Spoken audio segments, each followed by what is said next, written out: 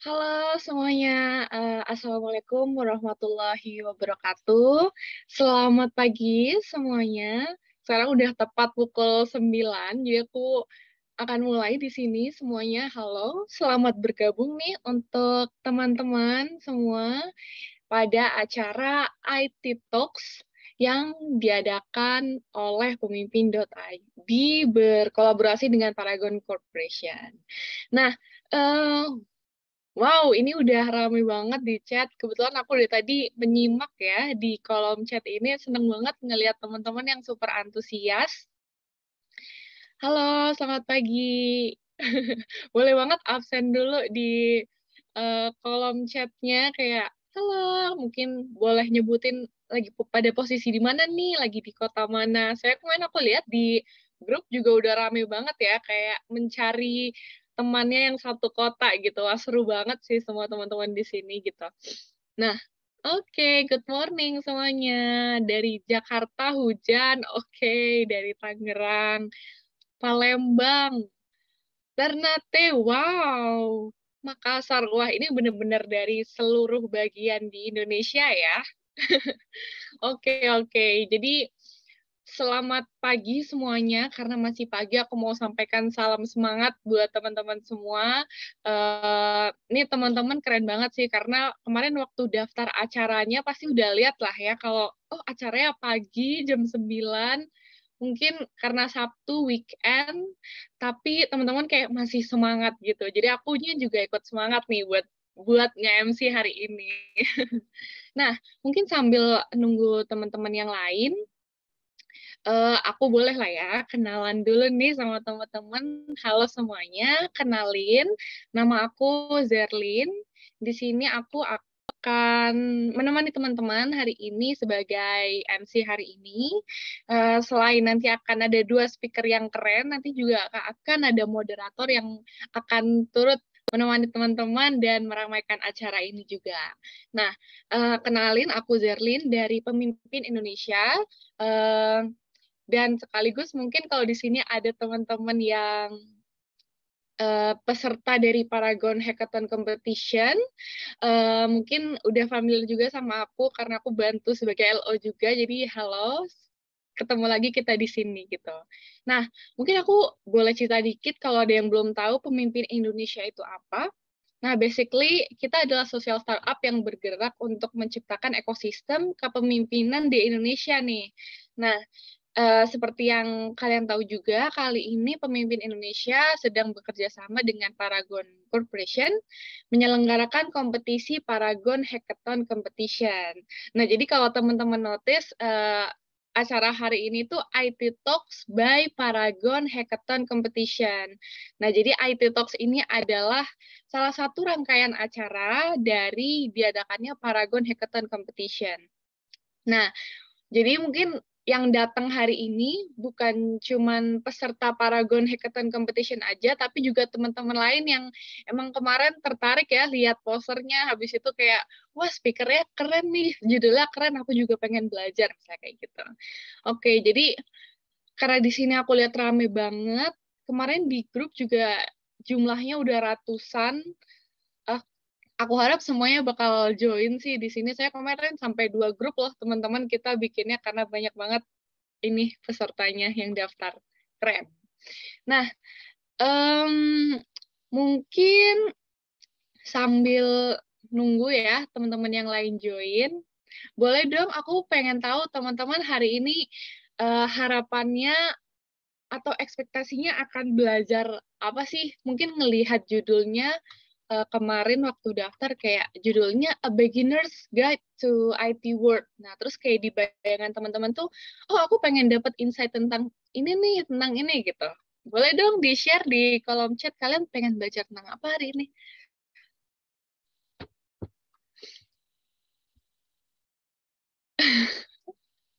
Belajar ngoding. Oke, mungkin nanti dapat insight ya kayak oke tentang IT World itu ngoding itu gimana sih? Siapa sih yang biasanya ngoding kalau di perusahaan IT misalnya? Karena judulnya Beginner's Guide ya. Nah, terus saya ada yang cari jodoh ya. Oke, ada juga yang pengen dapat insight tentang programming, digital marketing, Benar, karena digital marketing juga relate banget dengan dunia IT ya pastinya. Oke. Hmm,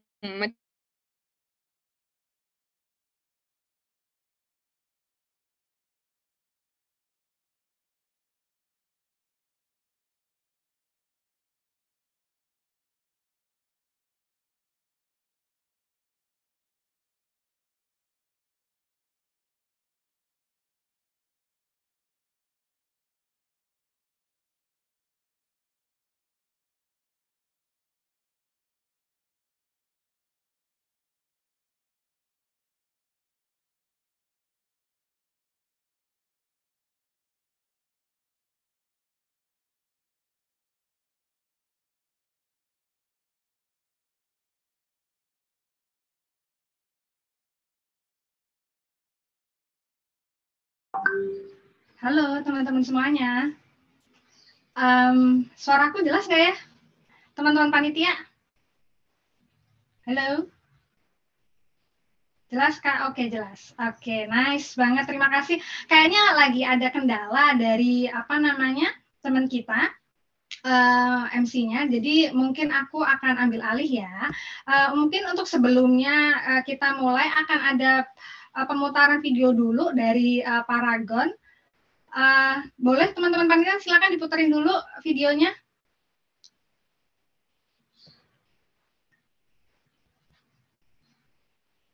Halo teman-teman panitia, bisa diputarkan videonya?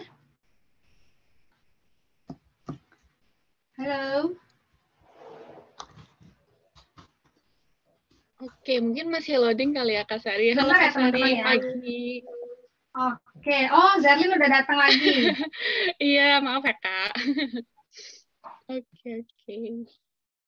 Apa kabar Kak Sari? Sambil nunggu nih ini teknisnya Boleh, dibenerin. baik.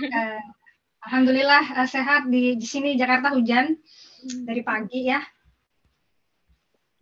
Jadi udaranya lagi enak kali ya Kak? Adem Iya. gitu. Oh iya.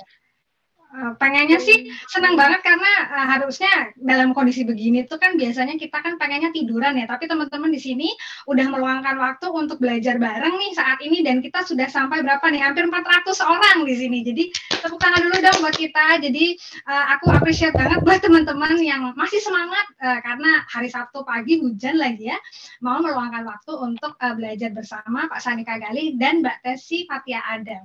Oke, mungkin akan ada pemutaran video? Mungkin sambil nunggu pemutaran video, aku mungkin bacain host rules acara hari ini dulu kali ya, Kak? Boleh. Oke, mungkin panitia bisa bantu. Oke. Nah, teman-teman, supaya acara hari ini berjalan lancar ya, aku akan jelaskan sedikit host rules dari acara hari ini, yaitu yang pertama, pastikan teman-teman mengatur, mengkondisikan mic-nya, yaitu mohon di-mute mic-nya selama acara berlangsung, selama speaker menyampaikan materinya, lalu nanti boleh di-unmute pada saat misalnya sedang tanya jawab seperti itu. Nah, terus yang kedua, dimohon untuk selalu respect, jadi saling memberikan pengertian antara satu sama lain yang semua ada di room ini, menghargai satu sama lain, dan dilarang mengeluarkan komentar yang tidak baik gitu ya. Nah, terus yang ketiga, aku harap kalau memang kondisinya memungkinkan, bisa banget on kamera supaya makin seru nih acaranya gitu. Nah, terus yang keempat, tetap fokus ya teman-teman selama nanti 2 jam ini kita belajar bareng, bisa banget diperhatikan dengan benar dan materinya. Soalnya aku udah lihat nih spill-spill dikit tentang materinya, menurut aku menarik banget dan super insightful. Nah, terus jangan lupa juga untuk selalu aktif. Jadi kalau ada pertanyaan, kalau kalian punya pertanyaan, boleh banget dicatat dulu, nanti boleh tuh ditanyain apalagi sesi tanya jawab supaya makin seru dan interaktif acaranya. Nah, terus aku mohon untuk teman-teman bisa format nama ya, jadi nama underscore asal daerah, supaya kayak nanti yang satu kota tuh bisa saling tahu nih, oh ini teman aku satu kota, kayak gitu. Nah, terus jangan lupa juga kalau kalian merasa acara ini bermanfaat dan mau di-share ke media sosialnya masing-masing, jangan lupa tag kita di @paragon.id, @pemimpin @pemimpin.indonesia dan @grow@paragon. Nah, itu teman-teman dari aku. Terus sebelumnya aku juga mau mengucapkan terima kasih nih buat community partner kita yang udah meramaikan acara kita dan udah ngebantu banyak banget buat acara kita, yaitu ada Azura Labs, lalu ada Information Technology Telkom University, lalu ada UX ID Lampung, ada juga Paguyuban Duta Baca Bekasi, ada juga Permikomnas Jateng, Permikomnas RI, Himatika ITB, HME ITB, dan Blok 71. Oke. Nah, mungkin karena udah jam segini, aku akan lanjutkan lagi. Untuk Kak Sari ambil alih acaranya sebagai moderator. Kepada Kak Sari, waktu dan tempat dipersilahkan. Terima kasih Zerlin. Halo teman-teman semuanya, apa kabar?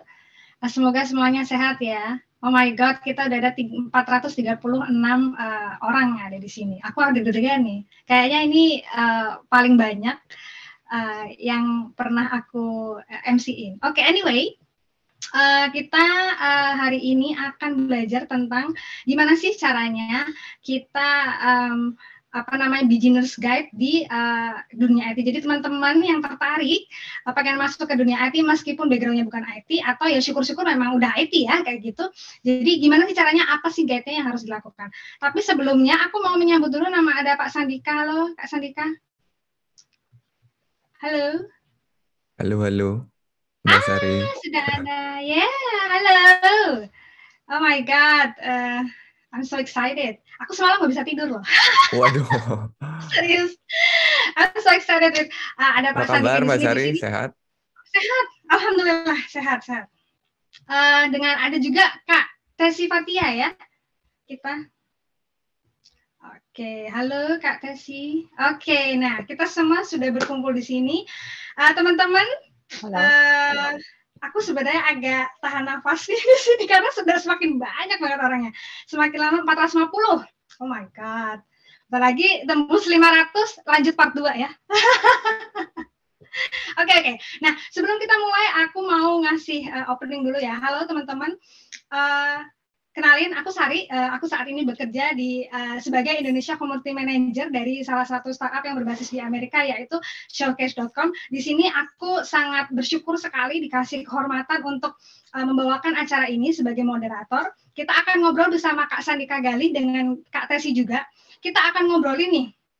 Jadi teman-teman kan tahu ya. Jadi pada saat ini banyak banget kayak startup downturn gitu ya. Jadi startup downturn itu adalah ketika kondisi di mana perusahaan-perusahaan startup ini mengalami freeze atau mengalami freeze dalam hiring kayak gitu. Nah, buat teman-teman yang mungkin fresh graduate, terus kemudian teman-teman berpikir bahwa aduh gimana nih, aku lulusan pandemi, aku fresh graduate, aku mau ngedaftar startup udah banyak yang tutup kayak gini, freeze hiringnya ya. Jadi aku harus gimana? Nah, jangan khawatir ya teman-teman. Kita di sini akan ngebahas itu bersama Kak Sandika Gali dan Kak Tesi. Nah, apakah ada yang nggak tahu Kak Sandika Gali nggak sih? Kayaknya nggak ada yang nggak tahu ya. Semuanya tahu ya. Tunjuk tangan siapa yang saya tahu. Ayo, raise hand. Raise hand. Oh, banyak sekali. My God. Ini pasti semuanya dari web programming Unpas nih. Fansnya. Discord-nya Pak Sandika ya. Oke, nggak perlu aku banyak ngomong. Aku mau kenalan dulu nih sama Kak Sandika. Halo Kak Sandika, mungkin silahkan perkenalkan diri lagi. Meskipun sudah banyak yang kenal sih. Ya, halo. Terima kasih Mbak Sari. Halo teman-teman semua, selamat pagi. Assalamualaikum warahmatullahi wabarakatuh. Perkenalkan, nama saya Sandika Gali ya. Teman-teman boleh panggil saya Sandika atau Pak Dika. Saya ini kebetulan staf pengajar atau dosen di Universitas Pasundan Bandung di program studi teknik informatika. Sehari-harinya mengajar teknologi web dan web programming. Dan selain itu juga saya mengelola sebuah channel YouTube yang namanya Web Programming Unpas. Itu aja mungkin, Mbak. Web Programming Unpas tuh referensi aku loh kalau bikin nulis skrip tuh. Dulu nulis skrip buat podcast ya. Oke, kemudian halo, di sini juga ada Kak Tesi Fatia. Silakan Kak Tesi memperkenalkan diri. Halo, selamat pagi teman-teman semua. Terima kasih Mbak Sari. Welcome Pak dosen, Pak Sandika juga. Banyak fans garis kerasnya nih kita lihat hari ini ya. Waduh. Jadi kenalin Betul. kalau saya Tesi Fatia Adam, dipanggilnya Tesi. Saat ini menjadi Deputy Group Head untuk Paragon Technology and Innovation, khusus Departemen untuk Digital Transformation. Jadi harapannya nanti kita bisa ngobrol nih. Aku juga pengen belajar sama Pak Sandika tentang dunia IT, tadi tentang banyak yang pengen tahu tentang coding. Karena itu banyak banget bersinggungan dengan digital transformation yang kita lakukan di Paragon Technology Innovation itu sendiri. Oke. Menarik banget nih Kak Tesi. Jadi memang ya digital transformation ini beberapa tahun terakhir itu kan sering banyak didengungkan. Kita kalau baca berita mungkin kita akan sering mendengar tentang digital transformation. Nah sebenarnya mungkin teman-teman yang baru join belum tahu sebenarnya digital transformation itu seperti apa. Nah mungkin Pak Dika bisa menjelaskan dengan menurut Pak Dika digital transformation yang terjadi di Indonesia itu seperti apa sih? Ya, oke, Mbak Sari. Jadi sebetulnya apa ya, dari artinya sendiri kan dia transformasi digital ya. Jadi dia merubah segala sesuatu yang tadinya secara konvensional dilakukan sekarang dengan berbantukan teknologi gitu. Jadi solusi-solusi yang bisa ditawarkannya sekarang ditawarkan menggunakan teknologi ya. Sebetulnya rasanya sih kita sudah mulai mau bergerak ke atau kita sudah transformasi digital tuh sejak beberapa tahun yang lalu, bahkan sebelum pandemi ya. Cuman kayaknya kemarin pandemi itu kayaknya sangat mempercepat gitu. Accelerate gitu ya. Iya. Jadi kayaknya 3 tahun 4 tahun ke belakang ya mulai segala sesuatunya itu udah mulai bergerak ke teknologi gitu ya, dengan banyaknya startup, dengan banyaknya perusahaan-perusahaan teknologi. Cuman begitu ketemu pandemi kemarin kayaknya mau nggak mau semua bergerak. Betul. Jadi teman-teman di sini juga pasti ngerasain lah yang tadinya segala sesuatunya konvensional, pendidikan, ekonomi, bisnis, semua jadi bergerak ke teknologi semua gitu, Mbak Sari. Mulai dari cara belajar ya, kayak sekarang kita belajar bareng-bareng di Zoom. Dulu kita nggak ngerti pakai Zoom gimana, webinar itu seperti apa gitu ya. Aku juga nggak nyangka kita bisa, bentar lagi 500 partisipan, oh my God. Oke, sekarang kembali lagi ke Kak Tesi. Menurut Kak Tesi, transformasi digital yang terjadi di Indonesia itu seperti apa sih? Aku tadi setuju sih dengan yang Pak Sandika bilang. Mungkin aku juga nambahin gitu Mbak Sari, kan sebenarnya definisi ada 2 hal gitu, digitalisasi dan digital transformation. Apa sih bedanya gitu? Digitalisasi yang merubah yang tadinya analog atau konvensional menjadi sesuatu yang bentuknya digital kan. Yang tadinya nulis misalnya data konsumen di buku tamu, ini dipindahin jadi Google Form. Yang tadinya pembayaran pakai uang cash dipindahin jadi digital banking gitu. Gitu kan jadi proses digitalisasinya.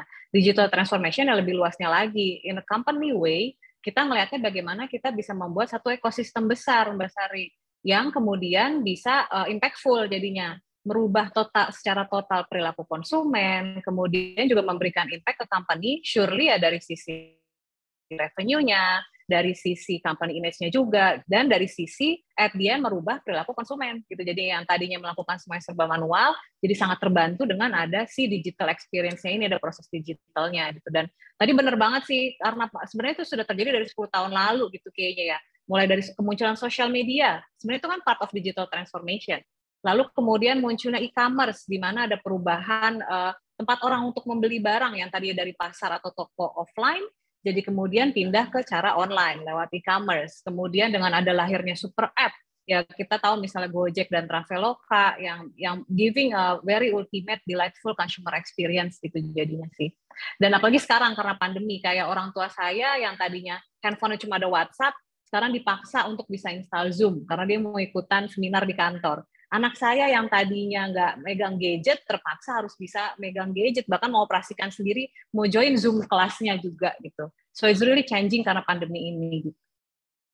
Oke. Jadi bisa aku simpulkan bahwa pandemi ini satu mengakselerasi behavior kita sebagai masyarakat, terutama sebagai konsumen ya, konsumen produk digital sendiri atau konsumen produk-produk sehari-hari kayak gitu. Nah, oke, mungkin bisa Kak Tessy bisa menjelaskan lagi nggak sih sebenarnya pengaruhnya seperti apa, pengaruh yang lebih signifikan sendiri untuk perusahaan FMCG seperti Paragon ini? Nah, kalau impact-nya di Paragon kan sebagai beauty industry itu sangat besar Mbak Sari gitu, dengan terutama dari sisi consumer purchase journey. Jadi mungkin aku mau ceritanya dari sisi marketing gitu ya, gimana nanti kita akhirnya membutuhkan banget nih talent-talent IT untuk membantu bisa kejadian digital transformation, khususnya untuk di Paragon. Jadi tadi balik lagi, gimana sih sebenarnya impact-nya ke FMCG industry? Kalau Paragon, as part of beauty industry, misalnya salah satu case-nya adalah makeup gitu. Itu sangat berubah journey-nya. Yang tadinya orang pergi ke toko, mencoba tester, lihat-lihat dulu, pulang, kemudian untuk berpikir, baru kemudian datang lagi ke toko untuk membeli. Sekarang itu jadi berubah. Jadi karena misalnya nggak bisa nyoba tester makeup, harus menggunakan device online untuk mencoba gitu, untuk mencoba si produk kita. Kita pun akhirnya membuat kolaborasi dengan sebuah AR and AR platform worldwide yang memang top notch gitu di industri beauty-nya. Kita membuat AR and AI platform supaya orang bisa mencoba si beauty experience-nya ini. Tadi kemudian juga dari sisi purchase journey yang tadinya lama, from awareness consideration itu butuh berjam-jam atau berhari-hari gitu, sekarang bisa kejadian dalam 1 detik. Jadi malah yang tadinya misalnya dia lihat TikTok gitu kan, dia membuka, kemudian ini udah dengar satu produk, saya langsung pingin beli, udah deh langsung kejadian conversion saat itu juga gitu. Nah, mungkin aku boleh nge-share contoh kali ya Mbak Sari, ada video yang dilakukan Digital Transformation Project di Paragon yang baru kita launching di akhir tahun kemarin. Boleh minta tolong panitia nggak ya untuk di-play dulu? Wardah, beauty expert in Indonesia, introducing the new Advanced Shade Match technology. Based on deep research of 89,000 skin tones using powerful artificial intelligence, detecting your skin tone accurately. Get the right complexion for your skin. And virtual try-on, advanced beauty match with agile face tracking, providing the ultimate precision based on your face contour. Try various makeup look with your favorite product. Try it now at wardahbeauty.com. Wardah Beauty Expert in Indonesia introducing Advanced Skin Lab, developed by global and local dermatologists with deep learning experts, based on research of more than 500,000 Indonesian skin data. With AI skin diagnostic solutions, an advanced technology that analyzes your skin in more details and accurate. Find the right product based on your skin needs. Try it now at wardahbeauty.com. Nah, jadi tadi teman-teman semua, ini tuh adalah salah satu huge project di Paragon. Yang kita lakukan kolaborasi lintas departemen antara marketing dengan tim IT dan tim R&D kita gitu untuk menjawab kebutuhan perubahan konsumen karena pandemi yang mereka tidak bisa pergi ke toko untuk ngobrol langsung dengan beauty expert kita untuk konsultasi kulit wajahnya. Jadi yang kita bangun adalah ada 2 platform di sini. Yang pertama untuk menjawab kebutuhan tester makeup. Jadi dari handphone teman-teman semua udah langsung bisa meng-scan muka kita, lalu mencoba langsung makeup yang paling sesuai seperti apa sih, lipstick yang sesuai dengan bentuk wajah saya, atau misalnya blush on yang paling sesuai dengan warna kulit saya. Lalu yang kedua, kita punya fitur skin analyzer. Nah, ini lebih canggih lagi gitu. Jadi bahkan ya tim IT juga ngebantu bikin algoritmanya sama tim AI platform kita juga gitu. Si skin analyzer ini jadi membaca kondisi kulit kita secara precise. Kemudian dia tuh bisa ngebaca dan memberikan rekomendasi produk yang sesuai untuk kulit kita. Nah, ini adalah contoh bagaimana kita bisa berkolaborasi erat gitu antara marketing yang lebih melit dari sisi consumer journey-nya itu seperti apa sih, dibantu dengan tim IT. Fitur apa ya yang bisa kita develop untuk menjawab kebutuhan konsumen ini. Itu salah satu contoh case-nya Mbak Sari. Iya, jadi itu sebagai problem solving juga ya. Jadi di sini IT ini tugasnya nggak cuma sebagai accelerate atau bikin hidup kita lebih canggih, tapi kita bisa dapat problem solving dari IT ini sendiri. Nah, kayaknya bisa aku simpulkan bahwa kebutuhan karena memang kita semua sudah menuju ke digital semua, kebutuhan akan talenta digital sendiri tentunya akan semakin banyak ya. Nah, untuk kayak gitu kira-kira mungkin Kak Dika atau Kak Tesi punya pandangan nggak sih sebenarnya ada seberapa besar kebutuhan talenta digital ini? Bisa dari Kak Dika dulu kali ya. Oke, jadi kalau misalkan tadi kita lihat salah satu contoh yang keren dari Paragon itu kan, itu sebenarnya teman-teman secara teknologi kayaknya sehari-hari udah pernah pakai tuh ya. Kalau yang mainan Instagram sama TikTok pasti sering pakai filternya tuh. Tapi kan itu dari sisi entertainment ya. Sekarang bayangin kalau teknologi yang kita anggap sehari-hari itu hanya hiburan gitu ya, kayak main-main. Wah, ini muka kita bisa jadi berubah, bisa jadi ditambahin apa, kita tambahkan teknologi lain dan diterapkan ke bidang lain gitu. Kayak tadi kayaknya beberapa tahun yang lalu nggak pernah kebayang gitu kita bisa beli peralatan make up tanpa datang ke tokonya gitu kan. Itu kayaknya nggak kebayang, cuman sekarang semua bisa dilakukan. Begitu pula misalnya di kesehatan. Sekarang orang bisa melakukan virtualisasi, misalnya mau ngoperasi pasien misalnya. Begitu pula di ekonomi, di bisnis, di otomotif, di bidang apapun, sekarang begitu kita masukin teknologi di situ, ya semua bisa kejadian gitu. Nah, itu artinya peluang untuk talenta digital di Indonesia itu semakin besar ya, apalagi dengan teknologi yang sekarang yang makin ya keren gitu ya. Tentu saja talenta digitalnya semakin dibutuhkan gitu. Cuman ya mungkin nanti kita akan lihatnya talenta digitalnya yang seperti apa gitu, Mbak. Tapi kalau pertanyaannya butuh nggak? Wah, ya sekarang lah saatnya gitu. Iya, betul. Karena to be honest, kita sebenarnya correct me if I'm wrong ya. Jadi setahu saya tuh di Southeast Asia kita Indonesia salah satu yang punya unicorn paling banyak. Jadi dan karena aku juga sudah 3 tahun bekerja di bidang teknologi, aku sering dapat banyak curhatan nih dari teman-teman gitu ya, terutama senior developer bahwa untuk mendapatkan talenta digital ini sebenarnya nggak gampang gitu loh, sulit. Meskipun sebenarnya supply dari kampus itu banyak ya, tapi mereka memang mostly nggak match sama kebutuhan industri. Oke, biar aku nggak kebanyakan ngomong di sini, aku mau tanya pendapatnya Kak Tesi nih. Menurut Kak Tesi, gimana kebutuhan talenta digital ini terutama untuk perusahaan FMCG? Ya, aku ngalamin sendiri sih Mbak Sari dan Pak Sandika gitu. Jadi di tim digital transformation kita juga membutuhkan talent-talent yang mengerti digital gitu. Not really on IT but in digital overall digital ecosystem. Yang dicari tuh banyak banget yang bisa handle social media, build CRM platform, build digital website gitu kan. Kemudian tadi develop AR dan AI teknologi. Bahkan yang terbaru Paragon juga udah mau goes to NFT dengan Web3-nya. Dan kita tuh lack of knowledge di sana dan kita butuh banyak banget talent. Tetapi tuh biasanya saat interview ada banyak challenge-nya gitu Mbak. Kalau yang saya rasakan adalah karena saya sebenarnya part of the partnernya IT gitu ya. Yang saya ngelihat kebutuhannya adalah talent yang tidak hanya mengerti tentang build the platform itself, tapi juga punya empathy Mbak Sari sama Pak Sandika dan teman-teman semua gitu. Punya empathy untuk ngerti sebenarnya consumer tuh butuhnya apa sih gitu. Bahkan it will be great kalau misalnya IT talent ini juga bisa mengeksplor, Pak Sandika kayaknya konsumen tuh butuhnya kita bikin A deh. Gitu. Jadi yuk kita bikin itu. Jadi tidak hanya basicnya saya bisa coding, saya bisa bikin website, tapi memang apakah consumer butuhnya website-nya seperti apa, capability apa yang dibutuhkan oleh si consumer itu. Gitu. Jadi it has to be thorough gitu sih kayaknya Mbak Sari, yang combining antara skill expertise sama kemudian yang memang mengerti dari consumer point of view juga bisa mendelivernya.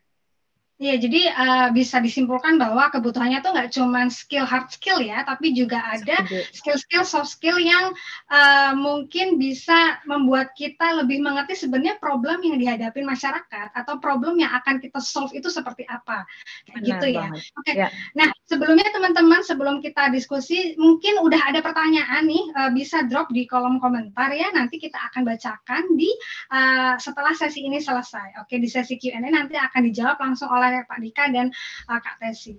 Oke, kita lanjut lagi ya bahwa sebenarnya kebutuhannya itu banyak. Kedua, terus kemudian kampus ini bukan nggak punya atau tidak bisa catch up dengan kebutuhan industri gitu ya. Dan itu udah rahasia umum lah kayak gitu. Nah, kira-kira untuk bersaing atau bisa catch up dengan kebutuhan industri kan tadi ada hard skill dan soft skill. Nah, bisa dijelaskan lebih detail nggak ya? Mungkin buat Pak Dika, soft skill atau skill-skill apa yang saat ini dibutuhkan sebagai buat teman-teman yang ingin memasuki dunia IT? Ya. Oke. Tapi sebelumnya saya mau menjawab sedikit dulu tentang yang jumlah talenta digital tadi, Mbak ya. Iya, oke. Apa ya, kalau kebutuhan kan tadi kita udah bahas bahwa memang Indonesia tuh butuh ya banyak talenta digital gitu. Bahkan pernah Menkominfo tuh bilang kita butuh 600.000 per tahun katanya kan. Itu banyak banget ya, 600.000 per tahun ya. Per tahun gitu. Itu per tahun. Dan dia bilangnya 600.000 talenta digital. Nah, sedangkan kalau misalnya kita lihat dari data statistik kan anggaplah kita punya ratusan, saya lupa apakah sampai 1.000 apa enggak ya kampus IT di Indonesia gitu. Kalau dihitung kasar lah, setahunnya itu menghasilkan 400 sampai 450.000 lulusan IT. Jadi itu aja udah beda ya. 600 udah kebutuhan, ya? 450 lulusan IT. Nah sekarang faktanya adalah 400.000 lulusan IT itu belum jadi talenta digital. Gitu. Jadi itu masih lulusan IT gitu. Sedangkan lulusan IT ini nggak semuanya menjadi talenta digital faktanya ya. Mereka ada yang kerja di perusahaan yang non IT, bekerja sebagai di bidang yang non IT gitu. Jadi untuk disaring menjadi talenta digital itu kan jadi sedikit gitu, jauh di bawah 400.000. Nah dari calon-calon talenta digitalnya itu belum sesuai dengan kebutuhan dari industri. Nah, seperti yang tadi Mbak Tesi bilang gitu, ini mereka udah memutuskan, saya pengen jadi talenta digital nih. Entah itu mau di engineering, entah itu mau di digital marketing. Begitu mereka mencoba untuk istilahnya masuk ke industri, ternyata yang mereka miliki itu belum cukup gitu untuk bisa langsung dipakai di industri. Jadi itu kan jauh lebih kecil lagi gitu sih angkanya. Iya, betul. Jadi bukan hanya talenta digital, tapi talenta digital yang berkualitas gitu. Nah, makanya harus punya sesuatu nih calon-calon talenta digital ini yang bisa membuat mereka tuh istilahnya menonjol lah, beda dari yang lain ataupun yang sesuai dengan yang dibutuhkan oleh industri gitu. Jadi ya teman-teman kalau misalkan memang mau mengejar ke arah sana ya pahami dulu bahwa memang satu, lulusan IT itu nggak sama dengan talenta digital. Terus dua, memang seorang talenta digital itu yang diinginkan perusahaan itu dengan yang baru keluar dari kampus tuh nggak langsung bisa plug gitu dipakai. Dia harus mengasah dulu gitu apa yang menjadi tujuannya. Makanya kalau saya di kampus sih sarannya justru kita udah tahu mau jadi apa tuh dari sejak tahun ketiga kuliah gitu. Jangan sampai begitu lulus baru saya kerja di mana ya? Oh jangan. Harusnya dari sejak udah telat banget ya. udah lulus bingung. Ya cuma memang faktanya nggak seperti itu gitu. Jadi setidaknya teman-teman harus udah ya punya bayangan lah pengen kerja di industri seperti apa, pengen karirnya kemana gitu. Oke. Juga setahu aku gitu dari obrolan dengan teman-teman senior developer ketika mereka mau hiring juga itu tuh memang susah banget dan faktanya ini antara fakta dan rumor gitu ya. Jadi bahwa unicorn kita juga banyak menggunakan tenaga kerja asing kayak gitu. Jadi ini sayang banget sih teman-teman. Jadi bahwa kita nggak bisa support untuk kebutuhan talenta digital untuk negara sendiri kayak gitu, karena ya itu. Nah, mau sampai kapan kita seperti ini? Ini kan sebenarnya permasalahan bersama ya, nggak cuman kita yang ada di dunia IT doang gitu. Tapi mungkin kita nggak perlu jauh-jauh, kita harus memaksa pemerintah harus melakukan A, B, C, D, F, kita lakukan dari diri sendiri aja. Nah, tadi pertanyaannya belum terjawab, Pak Dika, yang sebenarnya untuk kita sendiri sebagai talenta digital, skill apa aja yang dibutuhkan, mungkin bisa lebih detail, mungkin tadi ada skill problem solving atau dan sebagainya, yang kira-kira teman-teman tuh bisa punya checklist gitu loh, sebelum tadi mungkin di semester ketiga harus memutuskan menjadi apa. Jadi oke, di semester 1 aku punya checklist, kalau mau lulus IT untuk bekerja di dunia IT, aku akan punya ABCDFG kayak gitu. Ya.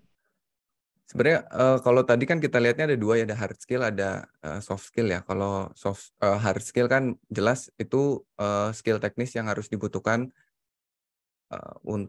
sesuai dengan apa yang mau kita kejar gitu ya. Misalnya mau jadi web programmer, ada skill-skillnya. Mau jadi mobile developer, ada skillnya. Mau jadi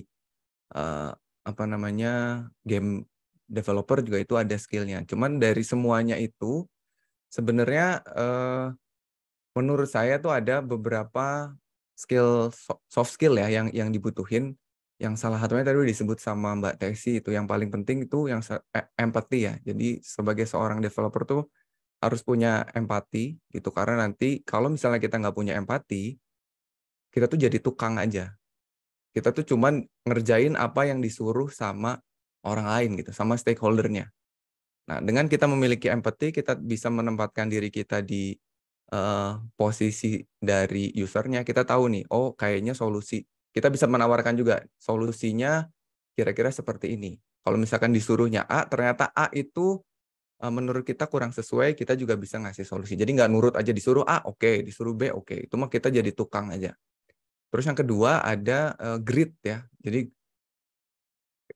IT itu bidang yang nggak gampang gitu. Jadi kita tuh jangan gampang nyerah gitu. Banyak yang baru belajar gitu ya, merasa wah ini kok tiap hari belajar kayaknya susah banget nih IT, tiap hari ketemu error, tiap hari udahlah kayaknya IT bukan bidang saya gitu. Padahal memang IT itu susah gitu. Kalau misalkan IT gampang, 600.000 tadi udah kepenuhin dari kapan gitu. IT itu susah. Semua programmer tuh ngalamin error setiap hari. Jadi jangan merasa diri kalian tuh adalah yang paling susah gitu ketika nemuin error. Sampai senior programmer aja tiap hari ketemu error gitu. Cuman ya masalah grit tadi, kita kekeh nggak gitu terus menembus tembok penghalang itu gitu, karena ya nggak akan gampang gitu ke depannya. Menurut saya dua itu sih, empathy dan grit gitu. Jadi ya jangan nyerah sama empati tadi. Oke, Mas Ari, aku pengen nambahin Mas Sandika. Oke, boleh. Silakan. Kayaknya tadi contoh yang tadi Mas Sandika bilang gitu ya. Jadi memang kan tadi harus pakai empati, jangan sampai kita hanya jadi tukang aja gitu kan, tapi harus mengerti konsumer maunya apa. Bahkan hal menarik di company di Paragon ya, saya itu kan juga sangat close collaboration sama tim IT untuk bikin project. Saya tuh bahkan beberapa kali di pushback sama tim IT untuk dicari tahu, coba deh memang yang kamu mau bikin itu consumer butuh. Kayaknya consumer nggak butuh deh gitu. Consumer tuh malah butuhnya B loh. Kenapa kamu pengen bikin A? Jadi kemudian malah yang dilakukan kita bareng-bareng tim marketing IT itu malah melakukan research bersama. Jadi kita turun ke konsumen, nanyain, ibu sebenarnya butuhnya pinginnya A atau B sih? Dan ternyata benar yang kejadian, oh ibu-ibu itu butuhnya dibikinin B. Sehingga kemudian tim IT malah yang bisa untuk ngedrive, oh yuk kita develop fitur B untuk mempermudah consumer journey.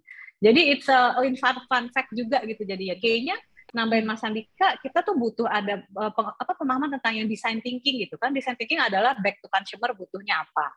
Kemudian hal yang menarik kalau misalnya teman-teman di sini tahu kan ada meme yang kalau di kantor itu ya tim IT harus bisa segalanya. Internet mati, telepon tim IT, kabel putus, coba telepon tim IT deh gitu. Pokoknya kerusakan di kantor tuh ya coba telepon tim IT, internet saya ngeheng, laptop saya ngeheng gitu. Nah, Karena saya ngeliatnya tim IT is really really problem solver sebenarnya buat company. Jadi kalau ada masalah apa-apa tuh ya larilah ke IT gitu. Jadi itu harus tertanam juga di mindset orang-orang IT talent yang ada di sini gitu. I'm a problem solver untuk customer kita, untuk external party maupun untuk internal party kita gitu jadinya. Iya, asal jangan minta tolong solusi masalah hidup atau masalah keuangan gitu. Benar ya. Iya, Masalah yang jadi saya sih curhat malah gitu. Iya kan. Oke. Dan menanggapi dengan Kak Tesi juga bahwa sebenarnya memang tadi harus nanyain, berarti kita tuh tidak boleh berasumsi ya. Kita tuh harus data driven gitu kan. Jadi misalnya kita berasumsi ternyata customer tuh kayaknya butuhnya ada. Emang benar. Jadi harus selalu ada critical thinking yang diasah atau ibaratnya kita mencari validasi bahwa apakah asumsi kita itu benar atau tidak dengan sesuai kebutuhan konsumen atau problem yang akan kita solve gitu ya. Oke, nah ini menarik banget sih teman-teman. Jangan lupa kalau ada pertanyaan silahkan di chat di kolom komentar ya. Nah, mungkin aku juga mau nanya nih, karena sebenarnya kebutuhannya tuh banyak. Kira-kira Kak Dika atau Kak Tesi punya source belajar nggak sih? Selain web program Unpas yang jelas akan jadi source belajar kita semua gitu ya. Ada nggak sih misalnya tempat belajar lain yang jadi rekomendasi? Sebenarnya kalau Mas Sandika dulu mungkin. Ya. Ya silakan. Boleh, oke. Sebenarnya kalau source tuh Google is your friend ya Mbak Sari ya. Jadi sekarang itu udah source tuh banyak banget dan bagus-bagus gitu dibanding waktu ya beberapa tahun ke belakang. Sekarang memang udah banyak. Jadi kalau saya sebutkan satu-satu mungkin nggak akan cukup ya. Cuman masalahnya salah satu skill yang harus dimiliki oleh talenta digital itu adalah skill googling. Jadi ada yang bilang developer itu adalah profesional Google searcher ya. Jadi kerjaan dia tuh setiap hari googling gitu. Jadi itu pun menjadi salah satu skill yang harus dimiliki karena hampir semua solusinya sebenarnya udah ada. Tinggal kita bisa nyarinya nggak gitu. Kadang-kadang cuma salah keyword nggak ketemu tuh. Iya betul. Atau bagaimana jika kita nyari apa, terus Stack Overflow-nya nggak bisa diakses gitu ya. Apa yang akan terjadi untuk teman-teman IT yang ada di Indonesia. Jadi intinya adalah buat teman-teman yang pengen belajar harus mempunyai kemampuan untuk googling gitu ya. Bertanya dengan pertanyaan yang tepat kayak gitu ya. Oke, kalau Kak Tesi bisa nambahin nggak? Iya, aku mau nambahin mungkin ya tadi kan pertama googling gitu memang ada. I think the other important point adalah networking sih kayaknya Mbak Sari dan teman-teman di sini gitu ya. Jadi build a good network dari awal dan banyak do the consultation atau belajar sama human langsung juga gitu. Misalnya mungkin kalau Pak Sandika lagi di kampus ya samperin langsung kali gitu ya Pak. Jadi mau belajar langsung dong. Dan mungkin kalau saya share kayak career tips gitu ya dari awal, saya malah banyak belajarnya dari senior-senior di kampus gitu. Jadi nanyain yang sudah, oh dia nih senior sudah intern, emang kalau jadi intern di departemen IT tuh ngapain sih gitu. Nanti bahkan lowongan pekerjaan pun juga banyak tuh potensial dapat rekomendasi dari senior-senior kita gitu. Jadi networking dengan senior, dengan dosen, dengan join komunitas, kayak misalnya seperti ini gitu kan, join ada pemimpin ID gitu dan banyak ikutin seminar-seminar, itu akan banyak memperkaya banget untuk kemampuan kita dan juga opportunity buat at the end bisa tadi tuh achieve jadi a good digital talent di Indonesia gitu. Iya, jadi sebenarnya kita selain hard skill, soft skill dan tadi skill untuk googling gitu, kita juga harus mulai dari awal untuk nge-grooming kita punya networking ya. Jadi teman-teman juga ini salah satu yang aku pelajarin dari 3 tahun bekerja di dunia IT ini, bahwa mentor itu sangat pengaruh besar di karir gitu. Jadi secepatnya cari mentor. Mungkin kalau Pak Dika, buat teman-teman yang jadi mahasiswanya Pak Dika nih, jangan sia-siakan saat tentang temu tatap muka ketika kuliah ya. Jadi bisa konsultasi apa aja Pak Dika pasti akan menjawab gitu ya. Gitu nggak mungkin nggak jawab karena memang udah tugasnya menjawab gitu kan. Ya kan Pak Dika ya gitu. Atau buat teman-teman yang tidak ada di tidak punya privilege itu bisa mencari mentor di komunitas kayak gitu ya. Jadi silahkan cari banyak komunitas IT yang tersebar di Indonesia, kan banyak sekali. Juga ada di showcase.com. Sorry, aku iklan sedikit. Jadi teman-teman silahkan. Oke, kita lanjut ke pertanyaan selanjutnya. Oke, nah dengan cepatnya perkembangan teknologi saat ini, kira-kira nih Mas Pak Dika dan Kak Tesi, misalnya aku nggak punya background di dunia IT, tapi aku pengen nih masuk ke situ. Gimana ya caranya ya? Silakan mungkin Kak Dika dulu. Kalau kita nggak punya background IT ya, misalkan bukan lulusan IT atau nggak pernah sekolah IT gitu ya. Sebetulnya tidak menutup kemungkinan ya, kesempatannya sangat terbuka. Saya tadi lihat skimming beberapa pertanyaan di chat juga banyak yang nanya gitu. Saya kalau misalnya bukan background IT gimana? Nggak masalah ya. Sekarang banyak caranya. Karena tadi satu materi itu sudah atau pembelajaran itu udah banyak banget di internet ya. Mau yang gratis, mau yang berbayar. Ada semua dan semua udah bagus-bagus gitu. Tinggal kita ikutin. Karena yang penting dari talenta digital itu kan skill-nya. Nah, bagaimana membuktikan skill? Dengan CV aja itu nggak cukup. Kita misalnya mau melamar pekerjaan, kita bikin CV, kita bisa nulis macam-macam. Saya bisa A, B, C, kirimin CV-nya. Nah, bagaimana si recruiter itu bisa tahu kalau talenta tersebut benar-benar bisa, harus dipanggil kan? Dipanggil, dites. Ternyata nggak sesuai. Mau buang-buang waktu tuh. Buang-buang waktu HR-nya, buang-buang waktu si talentanya. Nah, terus gimana dong? Ya, anak IT itu gampangnya bisa dibuktikan dengan portfolio. Jadi kita udah bikin apa? Dan nanti recruiter dapat dengan mudah ngelihat langsung sebelum dipanggil talentnya, oh ternyata dia udah pernah bikin apa, dibuktikan dengan proyek-proyek yang bisa diakses. Sesimpel membuat website portfolio pribadi. Gitu. Jadi nggak peduli itu latar belakang IT-nya apa, selama dia bisa membuktikan dan mempertanggungjawabkan apa yang sudah dia bikin, apa yang dia bisa, aman gitu. Sekarang kalau developer punya GitHub, developer bisa nyimpen semua source code-nya di situ. Ada YouTube, dia bisa membuktikan bagaimana kita jalan pikiran kita, cara kita berkomunikasi, bikin aja project tapi direkam gitu di YouTube. Nanti orang bisa lihat, oh ternyata cara dia mengkomunikasikan idenya, cara dia menuliskan kodenya secara real time seperti apa. Jadi sebelum dipanggil pun orang udah bisa lihat gitu. Terus ya pokoknya tunjukin aja bahwa kita itu mampu. Sebenarnya nggak peduli latar belakangnya juga bisa gitu. Sekarang peluangnya besar banget Mbak Sari. Ya. Ini kayaknya Pak Dika juga punya fitur showcase apa Pak Dika di YouTube Pak Dika ya? Itu ya? Itu benar nggak sih? Project showcase ya betul. Ya benar-benar kan? Bisa dijelaskan nggak Pak? Saya tuh setiap minggunya selalu nunjukin project-project yang udah dikirim sama teman-teman kebetulan di komunitas Discord saya. Jadi teman-teman ngirimin projectnya di situ. Setiap minggu saya istilahnya saya pamerin lah gitu nih project yang udah dibikin sama teman-temannya. Nah, tujuannya sih untuk menginspirasi lah gitu. Oh ternyata bisa bikin begini, bisa bikin begini. Nah jadi jejak juga buat dia kan. Oh saya udah, orang lain tuh tahu oh ternyata dia bikin ini. Soalnya banyak developer tuh yang malu-malu Mbak. Skillnya ada tapi nggak mau nunjukin. Malu karena saya baru mulai belajar nih. Padahal ya justru jualan kita syndrome gitu nggak sih? Iya betul. Imposter syndrome ya, betul. Nah, ini juga sering aku temuin ke teman-teman terutama junior ya. Jadi mereka ngerasa nggak pede untuk menunjukkan atau kayak aduh gue kayaknya belum bisa apa-apa deh, misalnya gue kayaknya ngoding gue masih jelek, masih nggak bersih ngodingnya atau gimana. Nah oke, dari Kak Tesi sendiri kira-kira kalau misalnya background-nya bukan IT terus mau kerja di IT, Kak Tesi punya insight nggak? Aku tadi nambahin sedikit yang dari Mas Sandika. Jadi kalau misalnya memang mau bekerja di dunia IT, specifically in a company, do your research tentang company itu sendiri. Jadi selain menyiapkan juga portfolio yang sudah kita lakukan, tapi itu akan membuat HR dan calon usernya itu nengok saat, oh saya mengerti loh tentang company Anda.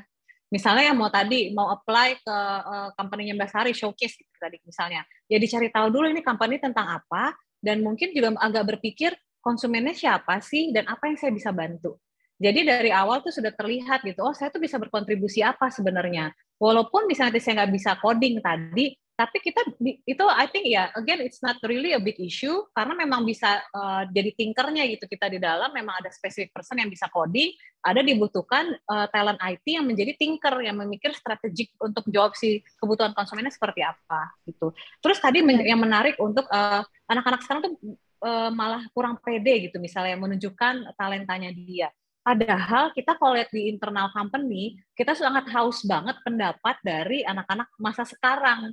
Kita yang sudah di atas Gen Z ini ya, merasa tuh kadang thinking kita sudah stuck in the old days gitu jadinya. Sebenarnya sekarang kebutuhan konsumen seperti apa gitu, yang trennya kayak gimana, itu biasanya malah anak-anak masa kini nih teman-teman semua nih yang ikutan, yang malah saya tuh udah tahu konsumen tuh exactly ya. Gen Z tuh hobinya seperti ini loh, interestnya mereka seperti apa. Mereka tuh mau konsumsi produk tuh kayak gimana. You really know better than us gitu jadinya. Jadi malah yuk berani untuk ngomong, untuk sharing aja sebenarnya di kehidupannya itu seperti apa sih gitu jadinya. Iya, menarik banget. Aku juga mau nambahin bahwa sebenarnya mungkin kita mostly people ya taunya bahwa semua pekerjaan di dunia IT itu butuh skill ngoding. Padahal enggak gitu loh, teman-teman.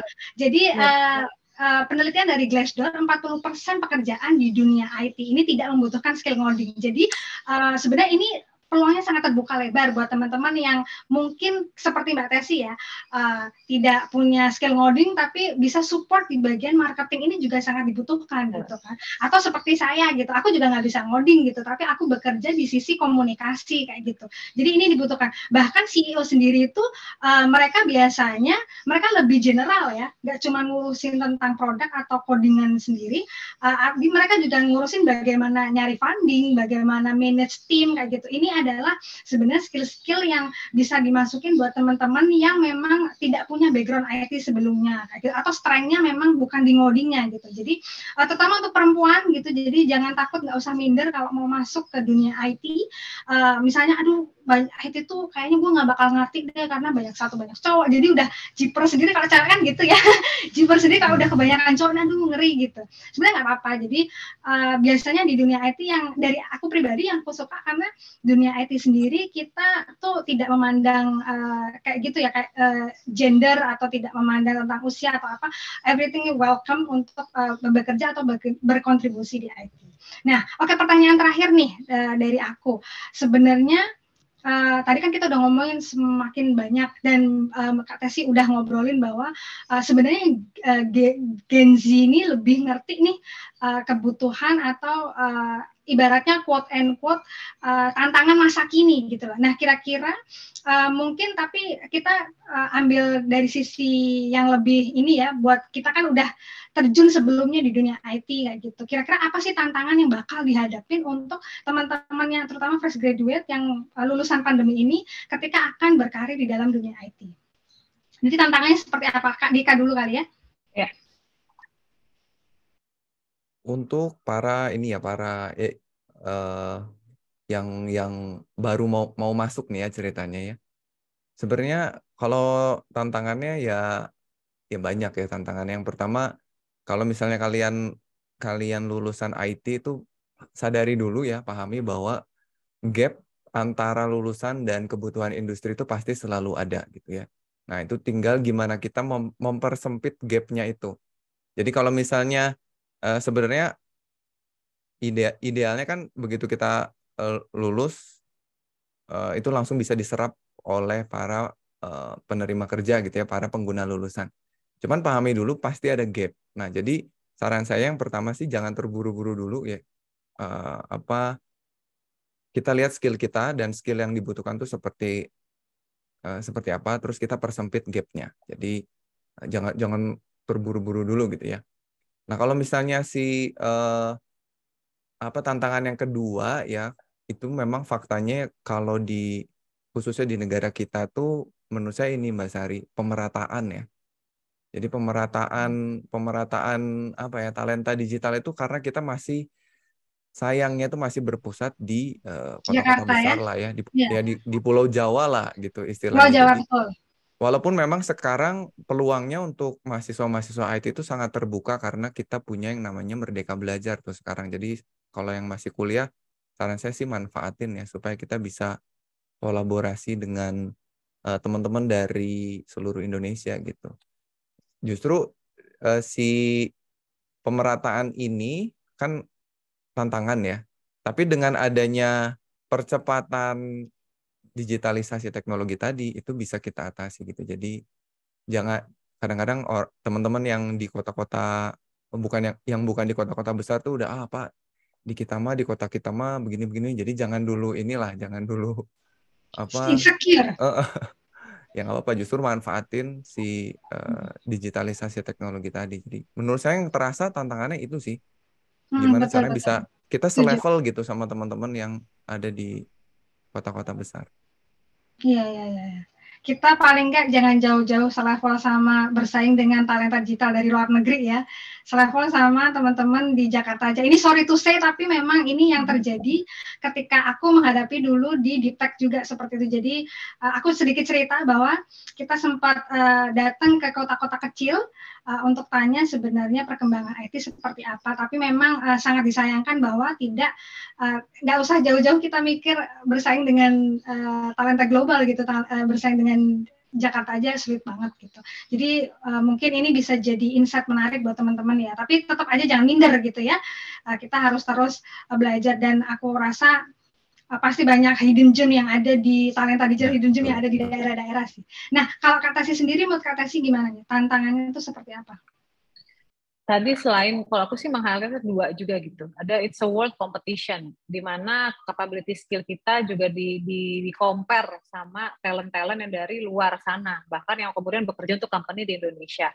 Yang kedua kemudian the rise of robotic I think ya, gitu, dengan yang automated machine, di mana banyak hal-hal yang jadi itu bisa dilakukan oleh mesin, tidak perlu manusia.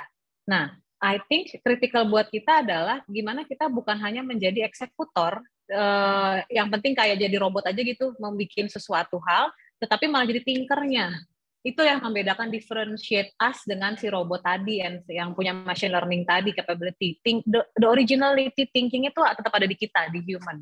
Jadi make sure teman-teman di sini tadi ya balik lagi gitu, jadi itu the very basic principle. You know about the execution, tentang iya nih saya udah bisa ngoding gitu, tapi ngoding itu mau bikin apa sih gitu sebenarnya?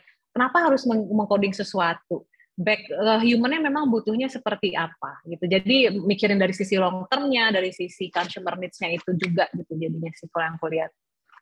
Oke, menarik banget. Nah, mungkin kita akan mulai sesi tanya jawab ya. Sudah ada banyak sekali pertanyaan terkumpul. Oh my god, aku jadi bingung. Terima kasih teman-teman panitia sudah bantu filtering. Oke, aku akan bacakan pertanyaan pertama dari Aldi Pratama. Dia dari Universitas Riau. Dia nanya, perkembangan teknologi saat ini tuh cepat banget perkembangannya, sehingga skill IT itu memang banyak dibutuhkan. Lalu gimana sih cara dia untuk memperoleh pekerjaan di perusahaan startup dengan background economic education? Nah, ini siapa yang mau jawab dulu nih? Jadi dia Pak Sandika dulu. Pak Dika boleh. Oke. Kayaknya sebenarnya tadi udah sedikit kita bahas ya, Mbak Sari ya. Itu kan artinya Mas Aldi ini dari background yang bukan IT ya, dia dari ekonomi ya. Dan ya menurut saya sebetulnya balik lagi nggak masalah. Saya punya banyak teman-teman yang sekarang udah berada di posisi IT yang sangat tinggi, yang mereka dari akuntansi gitu, dari ekonomi. Tapi ya nggak masalah gitu. Selama memang mau terjun menggeluti dunia IT, semuanya masih bisa dipelajari gitu. Aman sih, jadi nggak masalah Mas Aldi itu. Nggak usah khawatir Mas Aldi. Ya silakan Mbak. Iya, dan mungkin tambahannya juga, walaupun misalnya dari, kalau saya ngelihatnya Pak Sandika, misalnya dia dari background yang lain, tapi lihatkanlah kemauan dia untuk belajar tentang IT. Jadi ya misalnya, iya saya, ini real case di company juga gitu. Ada yang pengen daftar ke digital transformation, tapi tidak punya basic digital ecosystem, tapi saya udah ikutan course ini loh, course digital marketing. Jadi kemudian, oh ya saya sudah mengerti basic prinsipalnya. It's a very plus point jadinya. Oh iya, walaupun dia background-nya berbeda, tapi dia mau loh, bahkan sebelum join ke the real perusahaannya, ya saya mau belajar dulu deh gitu. Saya belajar short course dulu, itu udah a very huge additional point jadinya. Iya, setuju Mbak. Jadi misalnya gini Mbak Sari atau Mbak Tesia, jadi misalnya dia udah 4 tahun kuliah di ekonomi gitu, kan dia udah punya ilmu ekonomi, terus dia misalnya belajar coding 6-8 bulan lah, ikut bootcamp lah atau ikut course gitu. Terus dia misalnya mau masuk ke startup fintech misalnya. Nah, dia punya nilai plus kan. Teknologinya dia udah belajar, tapi dunia finance-nya, ekonomiknya dia udah punya. Justru dia lebih punya nilai tambah dibanding developer yang background-nya IT. Karena kita nggak belajar ekonomi kan, ya waktu kuliah. Iya, betul. Jadi ini bisa memperluas pengetahuan atau apa yang bisa dia bring to the table di perusahaan itu, dia bisa punya lebih banyak sebetulnya gitu ya. Oke, kita lanjut ke pertanyaan selanjutnya adalah dari Paris Putro di Solo. Dia nanya nih ke Mbak Tesi terutama. Jadi kan tadi Mbak Tesi sudah menyebut tentang empati. Nah, gimana sih cara menumbuhkan empati tersebut? Ada caranya nggak? Bagaimana? Sebenarnya it's a very basic human needs gitu jadinya ya. Kalau saya ngelihatnya gimana supaya bisa menumbuhkan empati, back to consumer kita lagi. Jadi banyak melakukan interaksi sama konsumen kita tuh sebenarnya maunya seperti apa sih gitu. Yang kayak tadi saya cerita study case di awal, saya malah memunculkan inisiatif ke tim IT, tim IT-nya malah yang ngingetin, balik ke consumer dulu deh mendingan, coba ditanyain yuk kita datengin consumer bareng-bareng. It can be by phone call, bahkan chat mereka pun untuk cari tahu mereka sebenarnya maunya apa.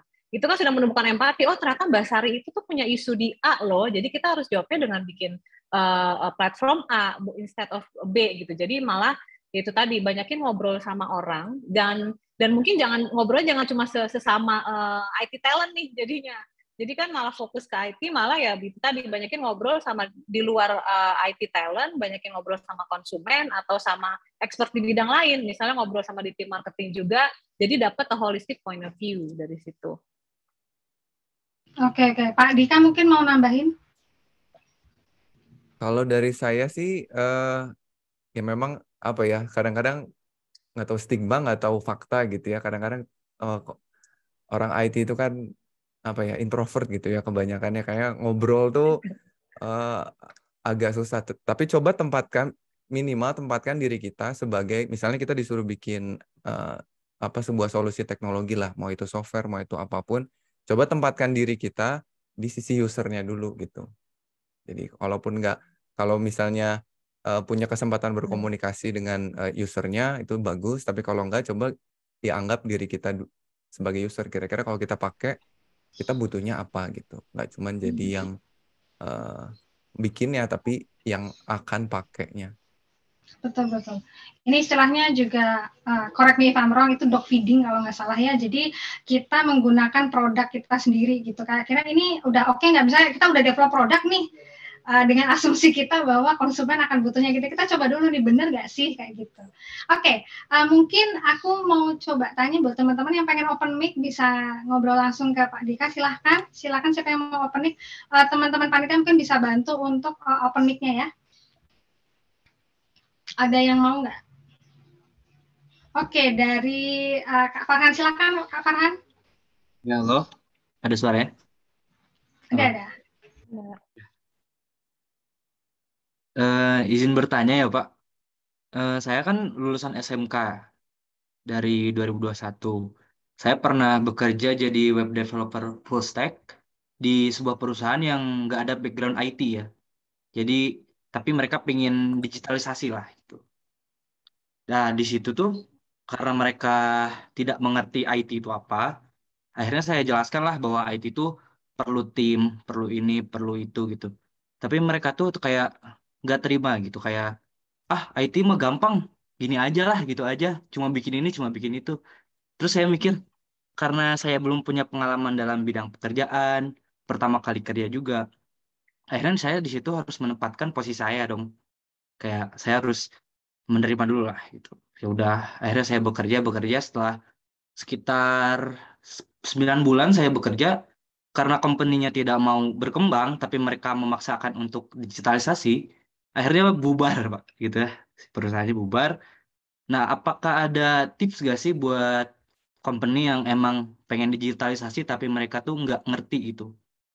Untuk biar kasihan yang fresh graduate yang nggak ngerti tapi ada di posisi seperti itu gitu. Karena banyak yang bingung gitu, Pak. Jadi korban ya. Iya, seperti itu. Oke, Pak Dika mungkin silahkan Waduh, ada oke. tanggapan. Pertama-tama Farhan respect ya udah mau menyuarakan gitu ya sebagai anak IT tugas kamu sebetulnya udah selesai tadi ya. Jadi kalau misalnya perusahaan ini sedang dapat problem nih, kamu sebagai IT kan menawarkan solusinya kan. Betul. Dan solusi yang kamu tawarkan udah sesuai ekspertis yang kamu punya gitu. Sebenarnya kalau mereka menolak, berarti menurut saya yang rugi mereka gitu ya. Kamu tuh udah ngasih solusi, nah terus kan efeknya bener, efeknya company-nya bubar. Ya, yang menurut saya itu artinya si company-nya hanya mau digitalisasi, tapi sebetulnya faktanya mereka nggak menjalankan itu gitu. Karena kalau misalkan mau digitalisasi, mereka nggak ngerti IT, gimana caranya dengerin orang IT lah gitu kan? Iya, betul. Ya sebenarnya yang kamu lakukan udah benar gitu, menurut saya ya. Karena kalau misalnya diikuti mungkin nggak bubar kali ya. Ya mungkin. Serba salah Rasa juga ya ikut, si Farhan gitu. ini ya, gitu ya. Iya. Karena posisinya fresh graduate gitu, terus baru masuk, baru join gitu ya. Betul. Oke, Kak Tasi sendiri punya tanggapan nggak? Aku sih lanjutin lagi, I believe semua orang itu nanti punya tempat yang pas gitu loh. Jadi memang tadi yang Mas Farhan, ternyata memang tempatnya bukan di situ juga. While you have the skill, udah ngomongin, tapi ternyata leadersnya tadi nggak buy-in. Dan ya hopefully akan dapat kok gitu tempat yang pas buat Mas Farhan, di mana you really can show your potential and skill tadi. Di mana di teman-teman di kantornya akan respect dan memang dengerin si yang tadi Mas Farhan bilang. Dan malah mungkin itu bisa jadi case tadi sih buat Mas Farhan juga.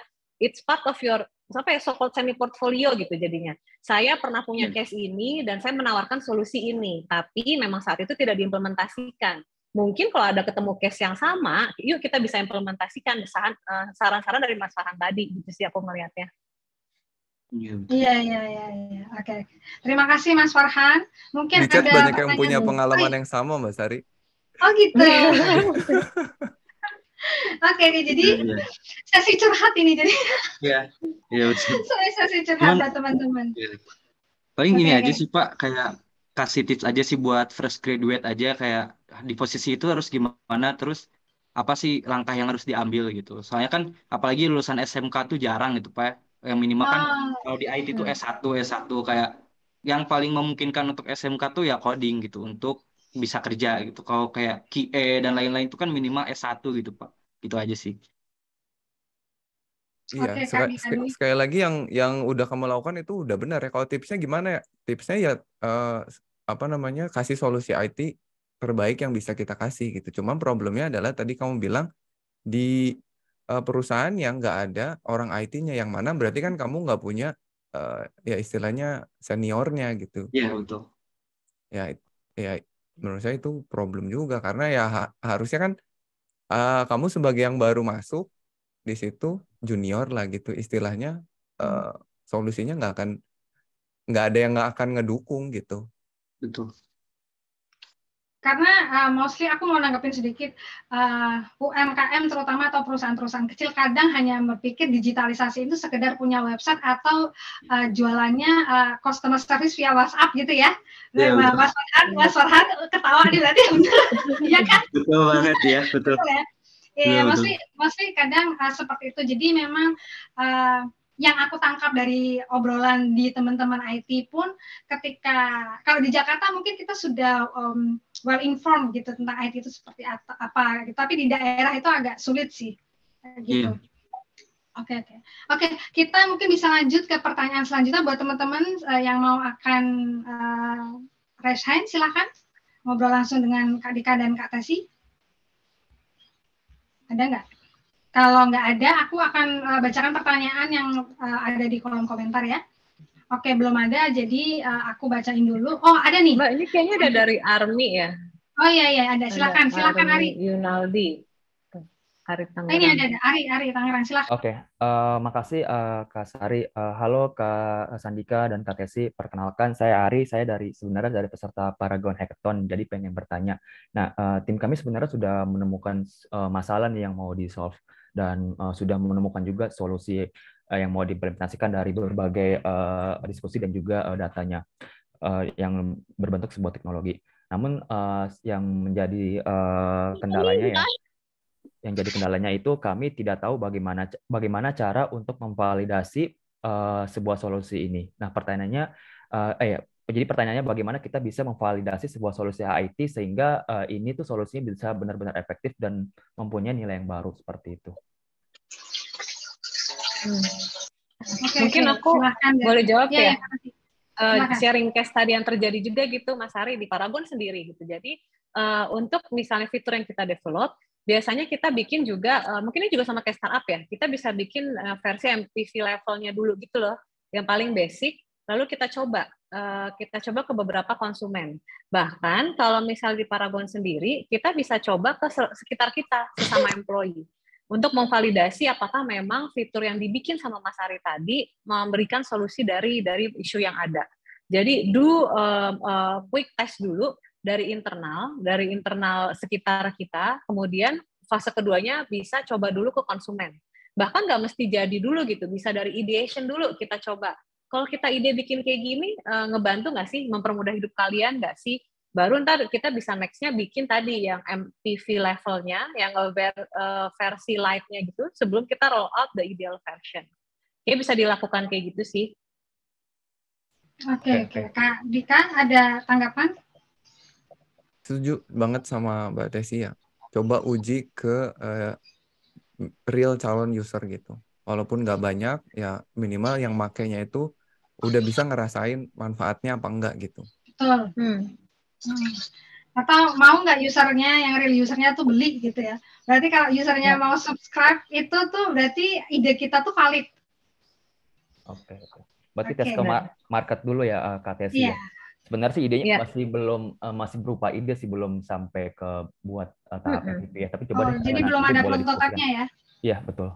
Okay. Bahkan dan kuantitinya bisa sedikit aja nyobanya gitu, kayak kita nyoba ke 10 orang, nanyain, ide ini menurut kalian gimana? Bahkan kan bisa enriching your concept sebelum akhirnya di-develop nantinya. Oke. Menarik. Makasih Kak Tesi dan Kak Sandika. Good luck hackathon-nya, Mas Ari. Oh iya, betul. Terima kasih, Mas Ari. Oke, aku coba jawab. Ada pertanyaan menarik ini dari sebentar.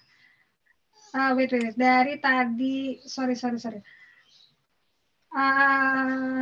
Tadi kan Pak Dika sudah ngobrolin tentang dari semester ketiga ini kira-kira kita harus menentukan gitu ya, apa aja sih kita harus menentukan sebagai apa. Nah, sedangkan kalau di dunia IT sendiri, Pak Dika seperti tahu kan banyak banget ya pilihan ya, front end, back end, data kayak gitu. Kira-kira gimana sih biar tahu ini aku tuh cocoknya di mana? Waduh, susah ya pertanyaannya ya. Karena sebetulnya di tahun 1, tahun kedua kuliah IT kan kita nyoba semua kan. Kita dikasih tahu dasar-dasar dari semua bidang itu, kulitnya aja. Nah, di tingkat 3 itu sebetulnya kalau misalnya biasanya ya, rata-rata beberapa kampus yang kurikulumnya saya pelajari itu di tingkat 3 sampai semester 6 itu semua dasar udah dipelajari. Semester 7 sama semester 8 itu biasanya tinggal pendalaman aja.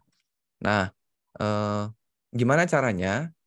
Yang pertama cobain semua dulu kan, nanti bakalan ketahuan tuh di tingkat 3 kira-kira saya sukanya ke arah mana. Nah, terus nanti mulai tingkat 3 kita mulai bentuk jalur kita. Misalnya kalau 3 tahun ke belakang kan ada Merdeka Belajar tuh. Cari tempat magang, cari tempat MBKM yang sesuai dengan minat kita. Terus nanti di semester 7 gitu mulai ada KKN atau kerja praktek atau magang, cari tempat yang sejalur gitu. Nanti masuk ke semester 8 penelitian, cari penelitian yang ngelanjutin. Jadi jalur itu udah kita bentuk gitu. Jangan semester 3 saya sukanya ke sini, nanti magangnya ke tempat yang berbeda lagi. Nanti penelitian tugas akhirnya coba lagi yang lain. Nanti lulus bingung saya kemana gitu. Jadi ya mulai dibentuk walaupun nggak gampang sih. Walaupun nggak gampang, kadang-kadang kita pengen semua gitu ya. Cuman cobalah minimal persempit gitu, 2 apa 3 lah. Jadi jangan suka Jangan semuanya semuanya. atau nggak ada sama sekali bahkan. Itu yang gawat ya. Ya. Ya kadang anak muda ya pengennya semuanya. Iya kata sih. Halo. Tapi mungkin Pak Sandika, ya mungkin sorry internetnya. Mungkin juga, tapi at the end of the day mungkin being flexible juga kali ya Pak Sandika nambahin gitu, karena mungkin aja ternyata pas karir berubah itu juga kemungkinan kejadian gitu kan. Iya, jadi yang tadinya saya tuh udah ngutuin banget back end, ternyata pas masuk kerja ternyata front end itu seru juga ya, coba gitu ya. Mungkin it's also okay untuk ngeliatin kalau ternyata mau berubah haluan juga nggak apa-apa gitu dari yang disiapin. It possibility happen itu gede banget jadinya. Iya. Dan emang kan dunia IT itu luas banget ya Pak Sandika, yang memang bisa spesifikasinya itu banyak banget gitu, jadinya malah bisa berubah-ubah juga jadinya. Ya pokoknya jangan terlalu banyak, apalagi nggak tahu gitu. Nggak tahu. Nah, itu yang gawat. Atau apalagi kebawa dengan tren teknologi yang terbaru gitu loh. Sebenarnya sekarang misalnya Web3 semuanya it's okay, cuma memang kita tetap harus punya satu core yang jadi keahlian kita gitu ya Pak Dika ya. Oke. Ya, tadi itu pertanyaannya dari Kusnia Zuriati di Malang. Di Pemalang, maaf. Oke. Nah, ada teman-teman yang mau tanya lagi, ngobrol langsung sama Pak Dika, silakan. Silakan, ada yang mau nanya? Ada nggak? Oke, ada Riki Wahyudi Saputra, silakan. Baik, terima kasih Mbak. Jadi di sini saya pengen nanya nih Pak. Saya pernah magang di salah satu perusahaan gitu kan. Nah, perusahaannya itu punya problem. Nah, dia ingin kami itu membuat satu aplikasi, tapi kami harus buat dulu prototipenya nih. Nah, setelah kami sudah buat gitu, udah kami presentasikan juga, tapi pihak perusahaannya kurang yakin gitu kan dari hasil kerja kami, prototipe yang kami buat untuk membantu perusahaan itu. Nah, itu gimana sih Pak? Pertama, cara meyakinkan suatu perusahaan atau instansi gitu bahwasannya aplikasi atau sesuatu yang kita buat itu dalam bidang IT itu bisa berguna di perusahaan itu. Itu yang pertama. Yang kedua, ketika aplikasi itu sudah kami buat nanti, nah itu kan akan diimplementasikan lagi kan. Dari situ mungkin banyak maintenance masalah-masalah gitu kan, dan perbaikan lagi ke depan. Nah, kemudian masalahnya lagi perusahaan ini kurang support gitu. Supportnya dalam hal mungkin dalam biaya gitu kan. Mereka kurang support dalam biaya kepada kami gitu. Yang kedua, kurangnya diskusi bersama, karena kan ini kami buat dari perusahaan kan, perusahaan yang punya masalah, kami hanya membuat sesuai keinginan mereka. Itu gitu dulu sih Pak. Oke. Pak Dika gimana? Saya sih curhat bagian 2 berarti ya ini ya. Benar. Oke, jadi ya sebetulnya juga ini mungkin mirip dengan pertanyaan yang tadi sebelumnya ya. Kenapa nggak sesuai? Itu mungkin bisa diuji produknya dulu, idenya kita uji dulu ke calon pengguna benerannya gitu. Jadi kenapa menurut perusahaan nggak sesuai?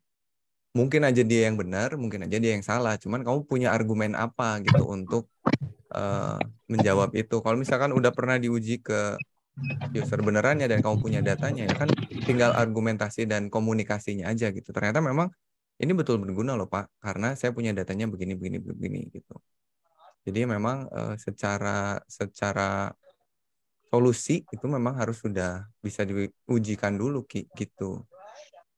Terus kalau misalkan masalah yang tidak support pendanaan, kayaknya itu saya tidak bisa jawab ya. Itu perusahaannya nggak tahu gimana tuh pertamanya kamu magang di situ seperti apa ya, seperti apa. Cuman memang ya dinamika ya namanya ya, kalau kita masuk ke sebuah perusahaan dan lain sebagainya gitu ya, hal-hal tersebut memang bisa terjadi gitu. Oke. Kak Tesi ada tanggapan nggak Kak Tesi?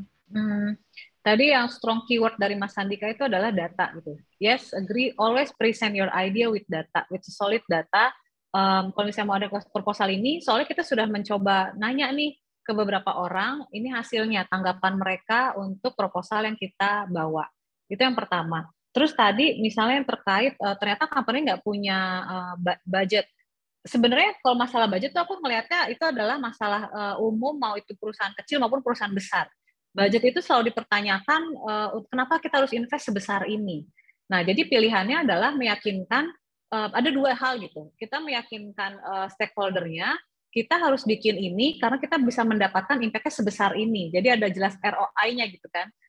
Invest 1 juta, kita bisa mendapatkan potensial dapat 10 juta untuk company. Itu salah satu caranya meyakinkan para bos-bos. Atau yang kedua, biasanya kita lakukan. Mungkin aku potong. Ada teman-teman yang nggak ngerti ROI itu apa, bisa dijelaskan nggak? Return of investment. Jadi keuntungannya. Jadi keuntungannya kita berinvestasi untuk membuat tadi satu website misalnya gitu ya, 1 juta. Dengan kita bikin satu website dengan fitur ini, kita bisa mendapatkan keuntungan 10 juta. Gitu, dan itu adalah sudah ya, tentu menggunakan data ya, misalnya melihat dari benchmark di company lain, membaca literatur, itu bisa kita lakukan. Yang kedua adalah memberikan opsi buat stakeholder membuat keputusan. Opsinya adalah ini ideal versionnya Pak, kita bikin website fitur ABC. Tapi kalau ternyata we know that company tidak punya uang sebesar itu, bagaimana kalau kita bikin website dengan fitur A dulu? Jadi kita provide dua opsi, this is the quick win and this is the ideal one. Jadi bukan yang sehingga harapannya tadi suggestion dari kita tuh tidak ditolak mentah-mentah, but we have option kok, mau pilih yang quick win yang mungkin tapi revenue-nya keuntungannya kita cuma dapat 2 juta ya Pak gitu. Nah, kalau kita bikin yang ideal, kita bisa dapat 10 juta. It's get back to balikin lagi ke stakeholder-nya mau decide yang mana gitu. Gitu, Kak Riki, apakah sudah pertanyaannya sudah menjawab? Oke, baik. Sebenarnya harus berikan opsi yang lebih ringan dulu ya untuk masalah dana dulu ya Kak. Iya, bisa jadi opsi gitu jadinya. Oke. Ya, Terima kasih Kak Tesi sama Pak Sandi. Ya, karena startup itu kita balikin lagi adalah kita punya keterbatasan runway ya. Jadi kita cuma punya jatah sekian untuk, jadi ROI-nya memang sudah harus jelas. Oke, aku sebenarnya ada pertanyaan lagi. Ini menarik dan ini sering aku temukan di beberapa teman-teman terutama yang junior atau yang baru belajar newbie ya. Ada 2 pertanyaan tapi intinya sama. Intinya adalah gini, gimana caranya kita menumbuhkan kembali ketertarikan IT gitu, karena mungkin seperti Pak Dika tahu bahwa semester pertama itu kita semangat gitu, terus semester ke-6 tiba-tiba yang penting aku lulus aja deh, atau buat teman-teman yang misalnya mentok ngodingnya tuh, gimana caranya biar kita semangat lagi untuk belajar programming atau belajar IT, itu gimana? Ada tips nggak? Apa ya? Ini pertanyaannya sebenarnya pertanyaan yang sering banget ditanyain ya Mbak, tapi jawabannya juga saya agak kurang tahu ya, karena sebenarnya yang namanya motivasi itu kan harus dari diri kita sendiri gitu ya. Cuman biasanya sih saya kalau ngasih saran tuh yang pertama, pahami dulu bahwa IT itu nggak gampang gitu. Jadi kalau misalkan kalian merasa belajar programming, belajar IT itu susah, pahami dulu bahwa semua orang juga merasakan itu gitu. Kalian bukan satu-satunya orang yang menganggap IT itu susah. Jadi banyak orang yang menganggap IT susah. Terus yang kedua, karena susah, jangan belajar sendiri. Gitu, cari teman belajar. Gimana cari teman belajarnya? Ya ikut komunitas. Gitu. Kalau misalkan misalnya teman-teman di lingkungan sekitar kita, di kampus, di sekolah, udah kira-kira nggak bisa untuk bikin kita semangat, cari di luar. Gitu. Cari komunitas IT, ikut kegiatan-kegiatan seperti ini. Yang sekarang kan banyak banget gitu ya, yang jadi ketahuan gitu, ada teman-teman yang lain, bisa saling kenal juga. Dan kalau misalkan kalian udah kenal teman-teman dari komunitas, kalian juga bakal tahu bahwa banyak juga yang ngalamin hal yang sama dengan kalian. Jadi kalau misalkan udah senasib sepenanggungan, biasanya belajarnya makin semangat gitu, karena ternyata susah juga sama. Jadi ayo kita sama-sama belajar bareng gitu. Karena kalau di kampus tuh rasanya ngelihat temen yang bisa, saya enggak, itu udah langsung ini sendiri, udahlah nggak semangat, kayaknya saya bukan bidangnya, saya bukan di sini gitu. Iya, jadi cari jadi di luar, emang cari teman. kalau belajar sendiri tuh kita bingung sendiri gitu, apa-apa sendiri gitu ya. Jadi harus cari teman di luar. Kak Tesi ada tanggapan atau ada tips nggak? Tadi ada yang komentar di tips cari pacar IT. Mungkin itu bisa juga memang ya, membangkitkan semangat memang kan. Jadi mau datang ke kampus untuk belajar, tapi pacar IT juga. But on the serious note, tadi nambahin Mas sebenarnya yang sudah pernah yang sudah Mas Sandika sebutkan di awal. Kalau saya sharing pengalaman pribadi adalah mentor dan senior itu ngaruh untuk membangkitkan semangat gitu. Jadi mentor misalnya, aduh kok saya merasa demotivated ya, ini nggak berhasil yang saya kerjain di kampus, consult sama mentor. Another thing adalah ngelihat orang yang sudah sukses di bidang IT. Jadi itu mungkin bisa menumbuhkan inspirasi kita juga. Kita ngeliatin journey dari orang IT sukses itu pasti mereka ada naik turunnya juga gitu. But however they successfully reach on top. Itu juga bisa kok untuk membantu menyemangatkan kita gitu. Yang memang ada naik turunnya prosesnya, tapi ada banyak orang yang sudah berhasil dan we also can be that person as well. Oke. Nah, buat tips aku mau nambahin, mungkin bisa dengerin podcast Ceritanya Developer. Itu podcast aku di Deep Tech juga. Jadi buat teman-teman yang pengen tahu inspirasi teman-teman developer senior yang sudah melewati jatuh bangun di dunia startup dan IT, silahkan dengerin di podcast Ceritanya Developer. Oke, ada teman-teman yang mau nanya langsung lagi? Silahkan.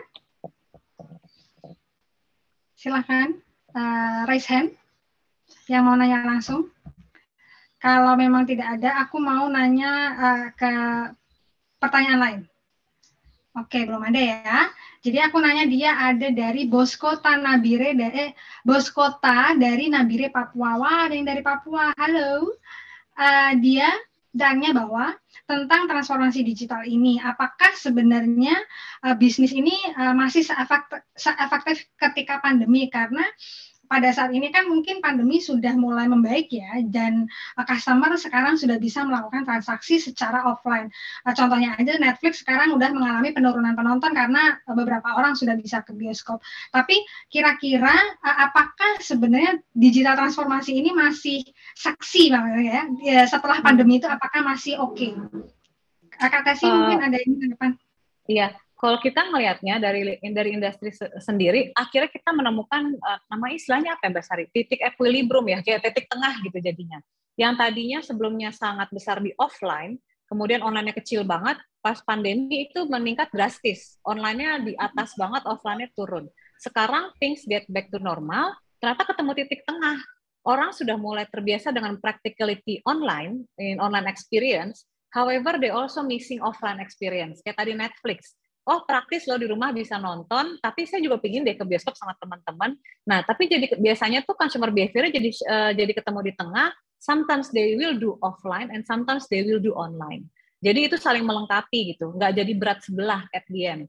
Kayak sekarang pun tren omnichannel, online to offline integration itu kan juga naik gitu dan menjadi stabil gitu sih jadinya sebenarnya. Aku percaya itu saling melengkapi each other gitu. Kadang kita memang butuh offline experience, but sometimes you also need online experience. Itu pun yang terjadi di dunia e-commerce. Di dunia sales kita ngelihat yang tadinya e-commerce naik drastis, offline ditinggalin, sekarang malah dua-duanya balance. Kita harus tetap memaintain kedua side ini. Di e-commerce tetap sudah ada orang yang sudah terbiasa membeli, dan di toko online, orang juga sudah mulai kembali, food traffic-nya udah mulai tinggi lagi. Gitu. Oke. Jadi akan nanti suatu waktu akan menemukan titik equilibriumnya. Jadi nggak usah khawatir buat teman-teman, pasti dibutuhkan lah, pasti akan ada. Kak Dika mungkin ada tanggapan? Ya, setuju banget ya. Pokoknya sebenarnya yang akan nanti kan ke depannya diuntungkan dengan semua keadaan yang saat ini terjadi itu kan kita sebagai user gitu. Kalau kita sebagai user, kita jadi punya banyak pilihan kan sekarang ya. Jadi mau solusi teknologinya ada, mau yang konvensionalnya juga ada. Semuanya jadi semakin nyaman gitu.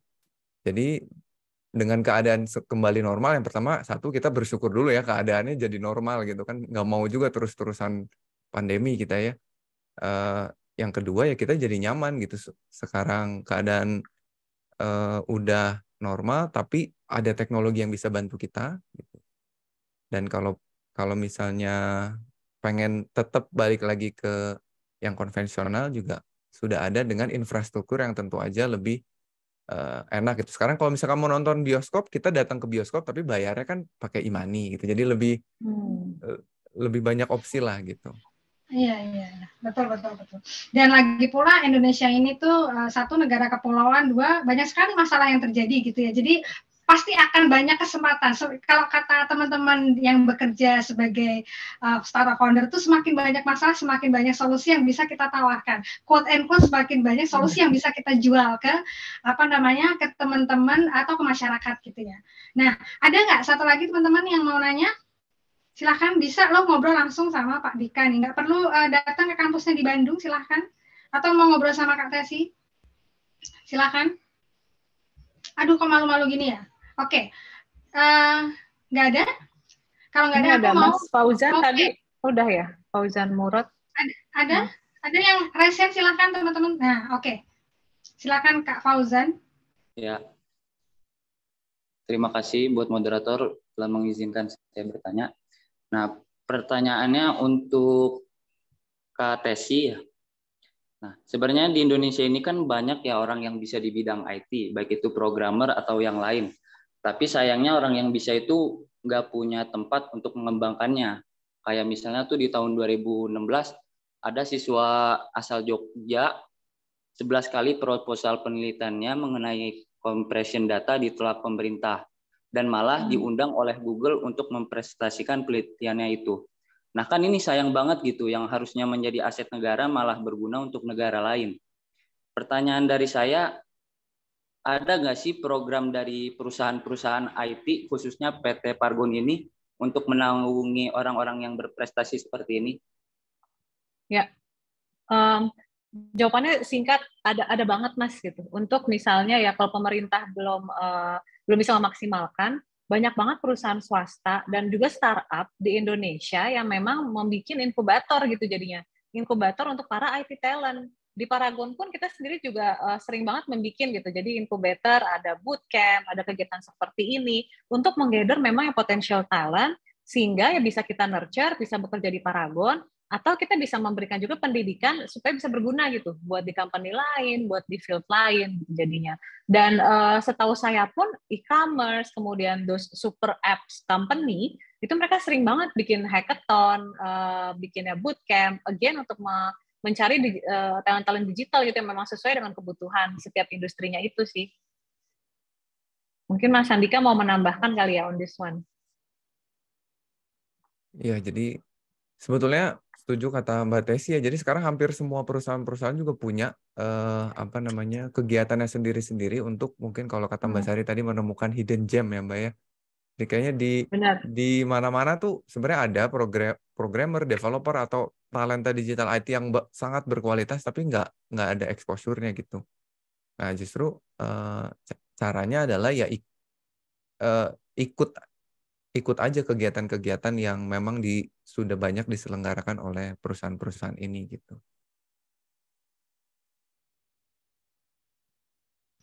Oke, apakah sudah menjawab Kak Fauzan? Halo, Kak Fauzan. Kak Fauzan ada yang nanya nih, apakah di sana sudah malam gitu? Karena gelap. Ya, lagi di kamar. Ini tapi kan ada informasi mengenai program itu tuh nggak terjangkau ke semua daerah gitu. Kayak faktanya nih ya, di rumah saya ada yang jago IT tapi jadi tukang warnet. Kayak gitu. Itu ada solusi nggak sih? Terus aku pengen jawab ini tadi, menggunakan keyword Mas Andika malah. Do googling dengan keyword yang tepat. Ya. Mungkin memang informasi itu harus dicari gitu ya. Ya, aku nambahin sedikit ya. Jadi buat Kak Fauzan gitu ya, memang kita nggak bisa sepenuhnya bergantung sama pemerintah gitu ya. Kita harus lebih proaktif sebagai individu gitu. Ibaratnya kalau memang kita di daerah tadi misalnya, oh dia jago banget nih IT tapi kok jadi penjaga warnet. Sebenarnya dia mungkin bisa memaksimalkan waktunya ketika di warnet, dia googling, mencari pekerjaan remote gitu ya. Jadi ini aku cerita sedikit karena sebenarnya ketika di Showcase aku bekerja juga remote karena perusahaan ini basisnya di USA gitu kan. Aku sendiri di Indonesia. Jadi dengan bekerja secara remote ini, kita semua bisa dapat kesempatan yang equal gitu ya, equal dalam segi gaji dan equal dari segi talenta gitu. Jadi ibaratnya talenta kamu ke talenta kita itu dihargai secara lebih quote unquote harganya lebih mahal lah kayak gitu. Jadi jangan khawatir buat teman-teman yang ada di daerah, yang ada di pelosok kayak gitu, selama memang terhubung dengan internet, bisa nyari Google, bisa cari pekerjaan secara remote. Mungkin keywordnya adalah remote working job atau remote job atau apapun. Jadi itu banyak banget, dan itu sebenarnya nggak cuma ada di ngoding doang sih. Kayak gitu ya. Kak Dika ada tanggapan nggak? Oh, terkait kalau misalnya yang tadi memang agak susah sih kalau misalnya kita melihat ada orang yang mungkin menurut kita secara talenta bagus, tapi kenapa kok dia nggak terekspos gitu keluar. Nah, ya kita harus tanya dulu sebetulnya dari orangnya sudah melakukan usaha apa gitu agar dirinya bisa terekspos keluar. Kalau misalnya ternyata usahanya sudah dilakukan tapi tetap belum terekspos, nah kita yang di sekelilingnya coba bantu ekspos juga gitu. Jadi jangan hanya kita merasa kok aneh ya kenapa dia nggak, ya kita bantuin, coba kita tulis sesuatu juga atau buat sesuatu untuk ternyata ada loh talenta digital yang bagus. Atau kalau misalkan temennya itu punya produk, coba produknya juga di expose juga. Jadi ya sama-sama lah gitu. Karena kalau kita pasif nunggu supaya dia ditemukan oleh seseorang atau sesuatu yang besar, gimana ya? Saya juga susah juga gitu mungkin ya. Sulit ya. Kalau emang bukan dari kitanya sulit ya Kak Dika ya. Betul. Oke, apakah sudah menjawab Ya, baik, sudah menjawab. Oke, terima kasih ya. Aku coba tanya sedikit dari yang sudah bertanya di kolom komentar nih. Jadi dari Army Yunaldi, dia nanya, sebenarnya hampir setiap bidang pekerjaan atau jenis bisnis ini punya kebutuhan terkait IT, namun dengan porsi yang beda-beda.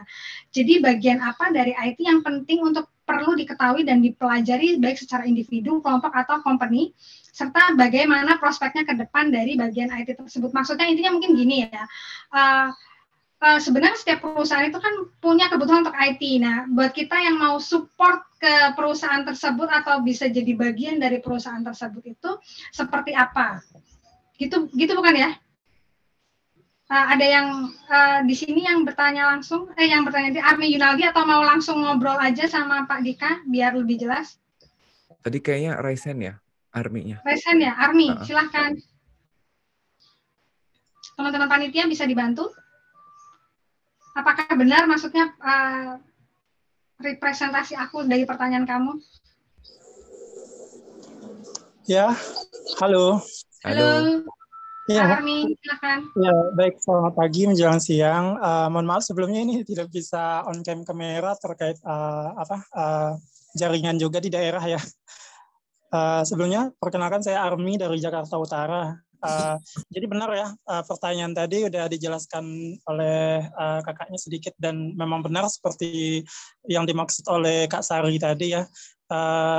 Karena kan hampir setiap bidang pekerjaan, bahkan orang yang bekerja di lapangan pun, pengusaha yang dari usaha mikro pun sekarang kan tak lepas dari IT, dan itu terjadi semenjak pandemi COVID-19. Nah, kira-kira secara individu, kira-kira bagian mana yang paling penting dari IT ini untuk bisa diketahui oleh orang, agar di mana bagian tersebut bisa digunakan untuk di setiap bidang pekerjaan ataupun di setiap kegiatan yang akan dilakukan oleh orang tersebut. Bagaimana pula prospek ke depannya? Karena misalnya nih, kalau dari komputerisasi nih, kalau kita kaji, misalnya kalau dari komputerisasi itu ada yang namanya Microsoft Office, itu kan hampir setiap orang menggunakannya, dan hampir setiap orang juga yang bekerja itu dituntut untuk bisa dan mengetahui tentang Microsoft Office khususnya di Word dan Excel gitu kan. Nah, kalau dari IT ini sendiri dari bidang apa gitu loh Kak. Kemudian tadi juga udah sempat disinggung juga sedikit dari penanya sebelumnya. Sebenarnya saya juga mau nanya mengenai akses untuk apa itu namanya, untuk belajar IT ini dari mana, tadi udah dijawab juga. Cuman kalau dari saya mungkin tambahan sedikit mengenai belajar IT ini kira-kira untuk yang paling mudahnya itu dari mana gitu. Karena saya sendiri jujur bukan dari bidang IT, cuman karena ketertarikan untuk belajar di bidang ini, saya pernah mengikuti satu pelatihan menjadi admin support dan IT network kalau nggak salah. Dari bahasanya saya pikir ini mudah gitu loh. Tapi setelah saya ikuti ternyata sulit juga. Bahkan sampai selesai pun saya ya bisa dibilang hampir tidak ada yang nyambung gitu loh, tidak ada yang nyangkut gitu. Nah, kira-kira dari mana sih enaknya untuk belajar IT ini lebih mudahnya, terutama bukan orang yang background-nya IT. Terima kasih. Oke, Pak Dika. Ini sebenarnya sudah kita singgung di depan tadi pertanyaan awal ya. Tadi background-nya IT. Tapi mungkin lebih ke apa namanya? Ke sebenarnya mungkin yang lebih tepatnya adalah dari kelompok atau company, prospek IT ke depan itu seperti apa, kayak gitu ya. Mungkin itu aja yang perlu dijawab ya, Kak Dika ya. Iya. Prospek IT ke depan di perusahaan. Ya kalau prospek IT kayaknya sekarang semua perusahaan mau bidang apapun membutuhkan ya. Cuman tadi kalau dari pertanyaannya mungkin apakah using atau develop gitu. Apakah kita sebagai pengguna solusi IT-nya, misalnya kalau tadi kita bicara mengenai Office ya, itu software-software yang kita gunakan untuk mempermudah pekerjaan kita di Office, itu juga butuh skill juga gitu untuk menggunakan ya Microsoft Word, Microsoft Excel, dan lain sebagainya, itu juga butuh skill. Jadi dari menggunakannya juga ada skill yang harus kita kuasain, tapi kalau misalnya dari sisi membuat, nah kayak misalnya bukan pakai Microsoft Word, tapi gimana sih cara bikin Microsoft Word, itu juga ada skillnya sendiri. Jadi sebetulnya balik lagi dunia itu luas, kita mau di sisi using-nya, itu juga butuh skill, atau mau di sisi developing-nya, membuat si software-nya gitu, itu juga butuh skill sendiri. Oke, kalau Kak Tesi mungkin dari sisi company, ada tanggapan? Iya, jadi bekerja yang berkolaborasi dengan IT kan ya kayak misalnya contoh saya sendiri gitu ya, di tim digital transformation saya tidak punya capability untuk membuat software, tetapi saya tahu kebutuhan konsumennya seperti apa. Nah, yang tadi misalnya jadi saya lebih ke user, pengguna teknologinya yang kita drive. Baru kemudian kita bekerja sama orang yang memang bisa banget membuat si fitur-fitur tadi gitu ya, make it happen. Jadi makanya mungkin Mas Arminya mendefine dulu sukanya yang tadi setuju dengan Mas Andika bilang sih, lebih suka untuk membikinnya atau malah menjadi thinkernya, menjadi konseptualnya gitu, yang bikin konsep. Oke, consumernya seharusnya bikinnya kayak gini begini, dibikinin ABC, yuk kita kerjasama sama orang yang bisa membuatnya gitu. Dan itu mungkin bisa dicoba keduanya gitu. Bisa aja Mas Armi belajar dulu dari sisi tadi udah bilang kan udah mencoba nih, saya bisa mencoba les coding, tapi kok ternyata nggak cocok ya. Oh, probably you are the thinker yang bikin konsepnya memang. Coba lalu kalau gitu yang mengeksplor pekerjaan di bidang itu, apakah jadinya suka atau tidak, bisa diketahui lebih lanjut setelah terjun kan jadinya.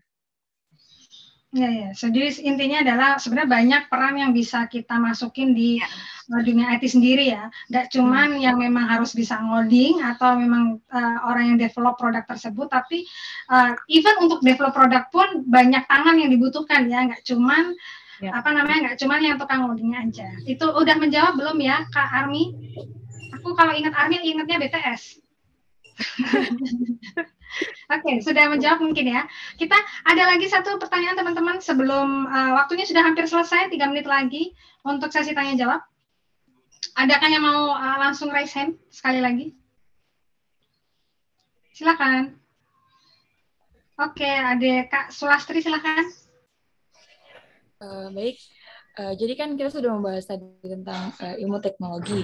Nah, jadi pertanyaan saya, dari teknologi yang terus berkembang pesat hingga saat ini, khususnya teknologi informasi, nah menurut kakak-kakak ataupun abang-abang, apakah masih ada kekurangan ataupun yang belum tercapai dari perkembangan ilmu teknologi informasi ini? Sebentar, suaranya agak kurang jelas tadi. Aku Bisa boleh diulangi diulang nggak ya? Ya, sebentar. Silakan, atau Kak Sulastri mungkin bisa tulis di kolom chat untuk pertanyaannya. Atau tadi gimana, bisa diulang? Mungkin ya bisa diulang lagi aja, kayak tadi sempat ada noise dari yang lain.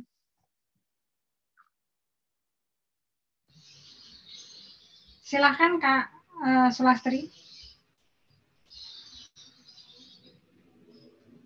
Boleh di-unmute lagi, Mas? Di-unmute dulu, Mbak. Iya, masih unmute. Teman-teman, halus banget ya yang di komen ya.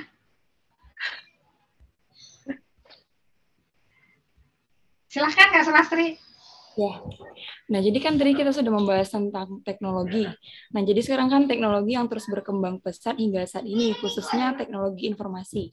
Nah menurut kalian, apakah masih ada kekurangan ataupun yang masih belum tercapai menurut sudut pandang kalian tentang teknologi informasi ini? Oke, jadi Kak Sulastri ini nanya, apakah Kak Sulastri ini dari Aceh ya? Jadi dia nanya, dengan teknologi yang udah sangat berkembang pesat saat ini, terutama teknologi informasi, apakah sebenarnya masih ada kekurangan atau ada nggak sih yang belum tercapai dengan perkembangan IT yang ada di Indonesia? Kak Dika mungkin, ya silakan. Sebenarnya kalau dari sisi teknologi ya karena yang namanya perkembangan itu kan terus dapat diperbaiki gitu ya. Jadi kalau misalkan yang ada kekurangan ya pasti di setiap sisi teknologi belum ada yang mencapai puncaknya gitu ya. Menurut saya pasti selalu ada inovasi baru yang dilakukan, baik itu teknologi apapun ya. Jadi sampai sekarang sih kalau kita lihat sebenarnya kayaknya udah maju banget. Kita belum tahu bahkan di waktu-waktu yang akan datang akan lebih semaju apa. Kayaknya di beberapa tahun ke belakang kita belum nggak kepikir gitu ya bisa setiap hari ada kegiatan online meeting contohnya seperti ini gitu. Kayaknya kita harus ketemu 500 orang, kita kumpulin di aula, ini kayaknya sebanyak apa gitu. Sekarang kita bisa langsung secara simultan gitu ya ngobrol begini gitu. Nah, jadi kalau dari sisi teknologi kekurangan ya jelas masih ada prospek untuk perkembangan ke depannya gitu. Kalau Kak Tesi sendiri mungkin dari sisi perusahaan FMCG, apakah sebenarnya ini masih punya kekurangan atau sudah mencapai puncaknya nih?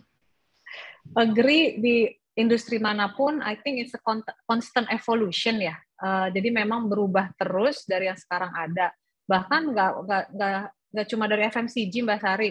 Kita lihat aja Google, Facebook, TikTok, mereka mendapatkan challenge terus, they are the top notch in technology industry kan, tapi mereka juga mendapat challenge dari pemain baru, sehingga mereka harus terus adapt gitu dengan membuat sesuatu yang baru, kemudian membuat teknologi yang baru lagi gitu. Dan teknologi trennya pun juga terus berubah, yang tadinya kita yaitu Web 1, Web 2, sekarang udah istilahnya Web 3, ada masuk lagi ke Metaverse. We don't know nanti in the next 3 or 5 years akan jadi seperti apa gitu. Jadi tidak akan pernah berhenti sih Mbak Sulastri. That's why kita yang harus keep up juga nih jadinya dengan pengetahuan kita, dengan capability kita, gimana make sure we always keep up dengan perkembangan teknologi itu yang memang berubah terus jadinya. Jadi harus agile ya. Benar. Itu anak startup itu harus agile. Oke, Mbak Sulastri, apakah sudah menjawab pertanyaannya? Baik, terima kasih. Oke, terima kasih. Oke, teman-teman, Q&A udah selesai. Kita udah nggak terasa, udah hampir 45 menit Q&A. Jadi, mohon maaf harus ditutup. Sebelumnya nanti Kak Dika dan Kak Tesi akan memilih 2 pertanyaan terbaik yang akan mendapatkan hadiah dari Paragon Innovation. Jadi, apakah dipilih sekarang atau nanti nih, teman-teman panitia? Atau nanti aja? Mungkin nanti kali ya. Nah, mungkin sebelum kita tutup, adakah closing statement dari Kak Dika dan Kak Tesi ini? Silahkan. Mau dari Mas Sandika dulu? Dari Mbak Tesi Monggo, boleh. Mas. Oh, Oh, oke. ya dari Mbak Tesi dulu aja. Palingan kalau aku sih gini, jadi tadi aku selalu mengemphasize back to basic, yaitu digital talent itu memang sangat dibutuhkan, banyak banget gitu dibutuhinnya. Tetapi untuk menjadi digital talent yang kompetitif, jangan hanya belajar dari hard skill, tapi harus juga memiliki si soft skill tadi. Harus combining within the empathy dan knowing apa sih sebenarnya yang konsumen butuhkan. Sehingga kita jadi jelas, sebenarnya kita mau bikin sesuatu nih, para digital talent ini buat apa sih? Untuk achieve ambition atau purpose apa yang mau kita achieve gitu. Itu sih kalau dari aku, Mbak Sari.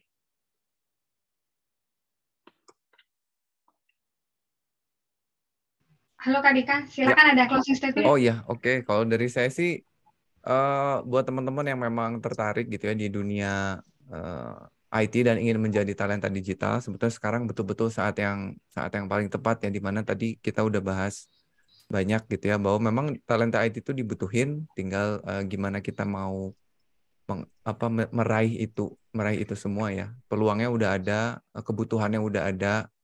Jadi buat yang mau menjadi talenta digital, menurut saya jangan ragu-ragu lah gitu ya. Walaupun perjalanannya mungkin nggak mudah, tapi udah banyak banget pihak yang berusaha ngedukung supaya kita bisa mencapai itu gitu. Jadi nggak usah khawatir kalau misalnya, wah ini kayaknya saya bukan bidangnya, coba dulu aja, cari teman-teman lain yang memang punya passion yang sama gitu, terus dikejar aja. Itu mungkin dari saya.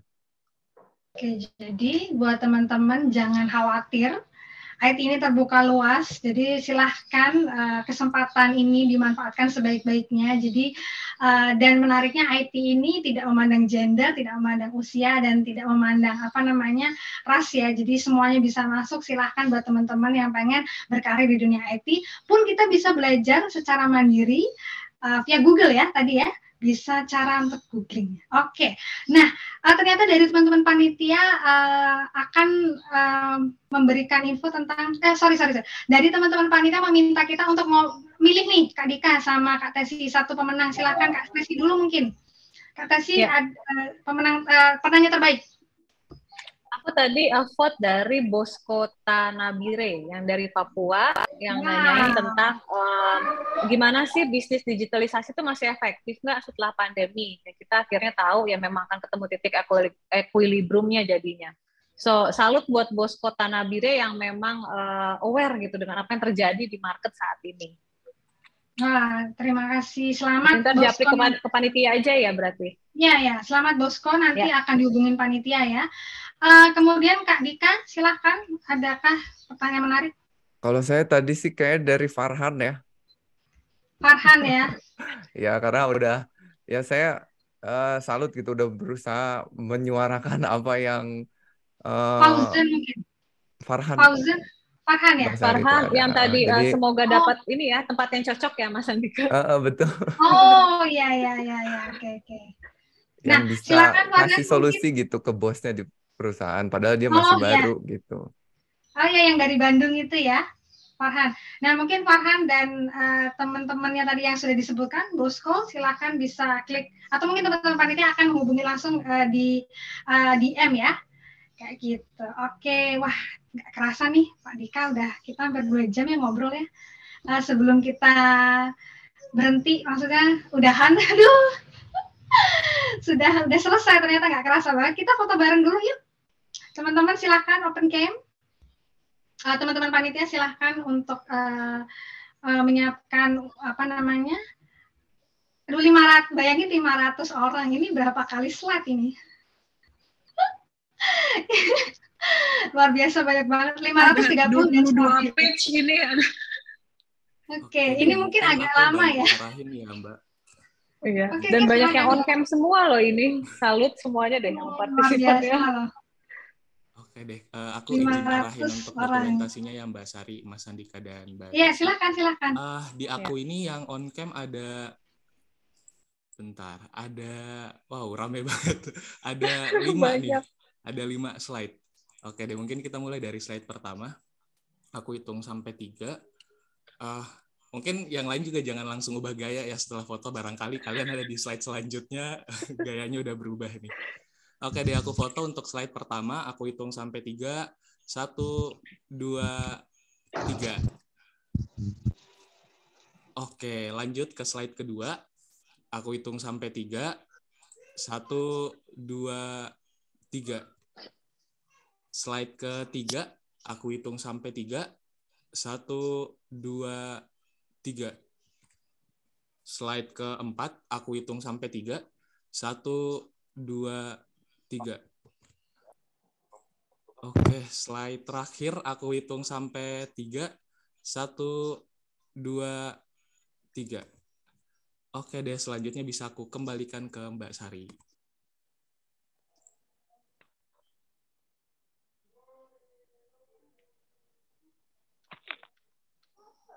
Halo Mbak, kayak masih di mute Mbak. Oh iya. Nggak, tadi aku bilang kita 500 orang, 5 slide, berarti satu slide-nya itu 100 orang kan. Itu kita nggak kelihatan. Kecil banget. Nggak semuanya on Oke. cam.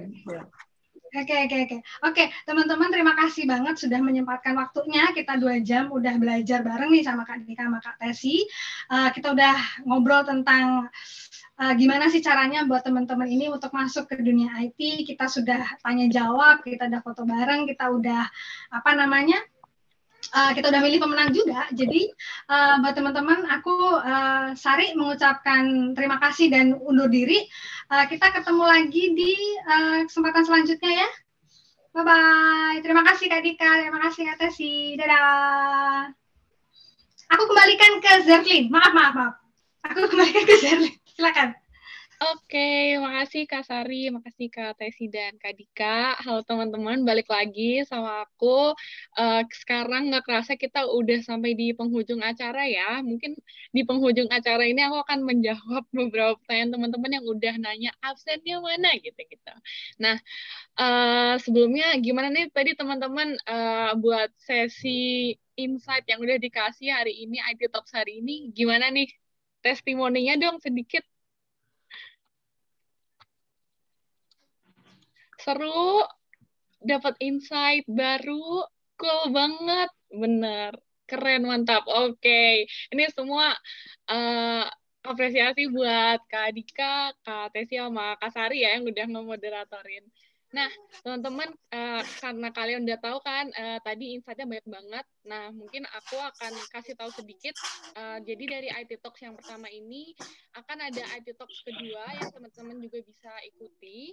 Mungkin aku bisa kasih tahu sedikit karena bakal nyambung banget nih topiknya sebenarnya setelah teman-teman dapat insight hari ini, terus kalau ikut yang selanjutnya tuh bakal dapat insight tambahan lagi, yaitu IT kan topik solve the problem with IT solution. Jadi gimana sih IT itu bisa ngasih solusi buat berbagai macam problem yang ada di sekitar kita, di masyarakat.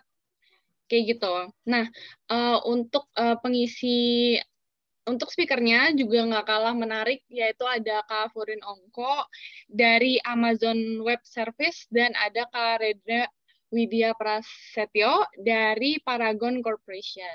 Nah, jadi kalau yang mau daftar bisa langsung aja ya di bit.ly/ittalks italks 02-PHC.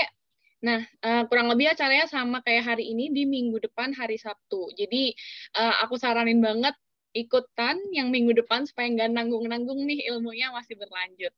Nah, selanjutnya, ini mungkin nanti akan di-share juga ya di grup peserta supaya teman-teman bisa langsung klik linknya. Terus selanjutnya aku mohon untuk teman-teman bantu nih isi form feedback yang dimana sekaligus ini adalah buat absen ya, karena dari tadi teman-teman udah nanya absennya mana. Nah, bisa di sini, bisa langsung aja diklik di bit.ly/feedback /italks 01. Nah, mungkin aku kasih waktu teman-teman buat lihat ini bit.ly-nya supaya nggak salah ketik, bisa langsung aja diisi formnya. Ini adalah form absennya nih teman-teman. yang dimana nanti akan berguna juga untuk pendataan e-sertifikat ya. Oke. Nah, sekarang aku mau lanjut ke teman-teman yang nanya gimana untuk e-sertifikatnya. Oke, jadi sertifikat ini hanya akan diberikan kepada peserta atau teman-teman semua yang udah mengisi link feedback tadi di bit.ly/feedback-italks01. Nah, terus nanti e-sertifikat ini akan dikirimkan ke email masing-masing yang dimasukkan di form feedback. Jadi, tolong dipastikan email yang dimasukkan di form itu benar ya, teman-teman. Soalnya supaya nanti nggak ini kayak, kok aku belum dapat sertifikat sih, takutnya kayak gitu. Jangan-jangan nulis emailnya salah. Jadi, tolong dipastikan untuk penulisan email teman-teman sudah benar. Nah, terus e-sertifikat akan dikirimkan maksimal H+5 setelah kegiatan berakhir terhitung hari kerja ya. Oke, next. Tadi kan udah di-spill ya, pemenang-pemenangnya ada 2 pemenang. Nah, mungkin aku akan umumkan lagi pemenangnya, supaya mungkin tadi yang belum notice siapakah pemenangnya, yaitu tadi udah disebutkan dipilih yaitu Bosco dari Nabila Papua dan Farhan dari Bandung. Nah, untuk ngeklaimnya, Bosco dan Farhan bisa menghubungi nomor yang tertera di slide ini ya. Nanti untuk klaim hadiahnya bilang aja, Kak, aku yang menang atas nama Bosco atau Farhan kayak gitu. Boleh dicatat dulu nomornya untuk Bosco dan Farhan. Oke, semoga udah tercatat. Atau mungkin nanti bisa cek di grup, ada nomor ini ada di grup juga gitu. Nah, sampailah kita di akhir acara. Terima kasih banyak semua teman-teman yang udah join, terus 2 speaker kita dan moderator kita tadi yang super keren juga. Terima kasih buat teman-teman yang sudah join, sudah meluangkan waktunya selama 2 jam di hari Sabtu pagi ini. Semoga bermanfaat. Dan semoga lagi ya minggu depan di IT Talks yang kedua. Kalau gitu, sebelumnya aku mohon maaf bila ada salah kata atau salah teknis. Semoga juga bisa lebih baik lagi dalam lagi. Oke, seluruh panitia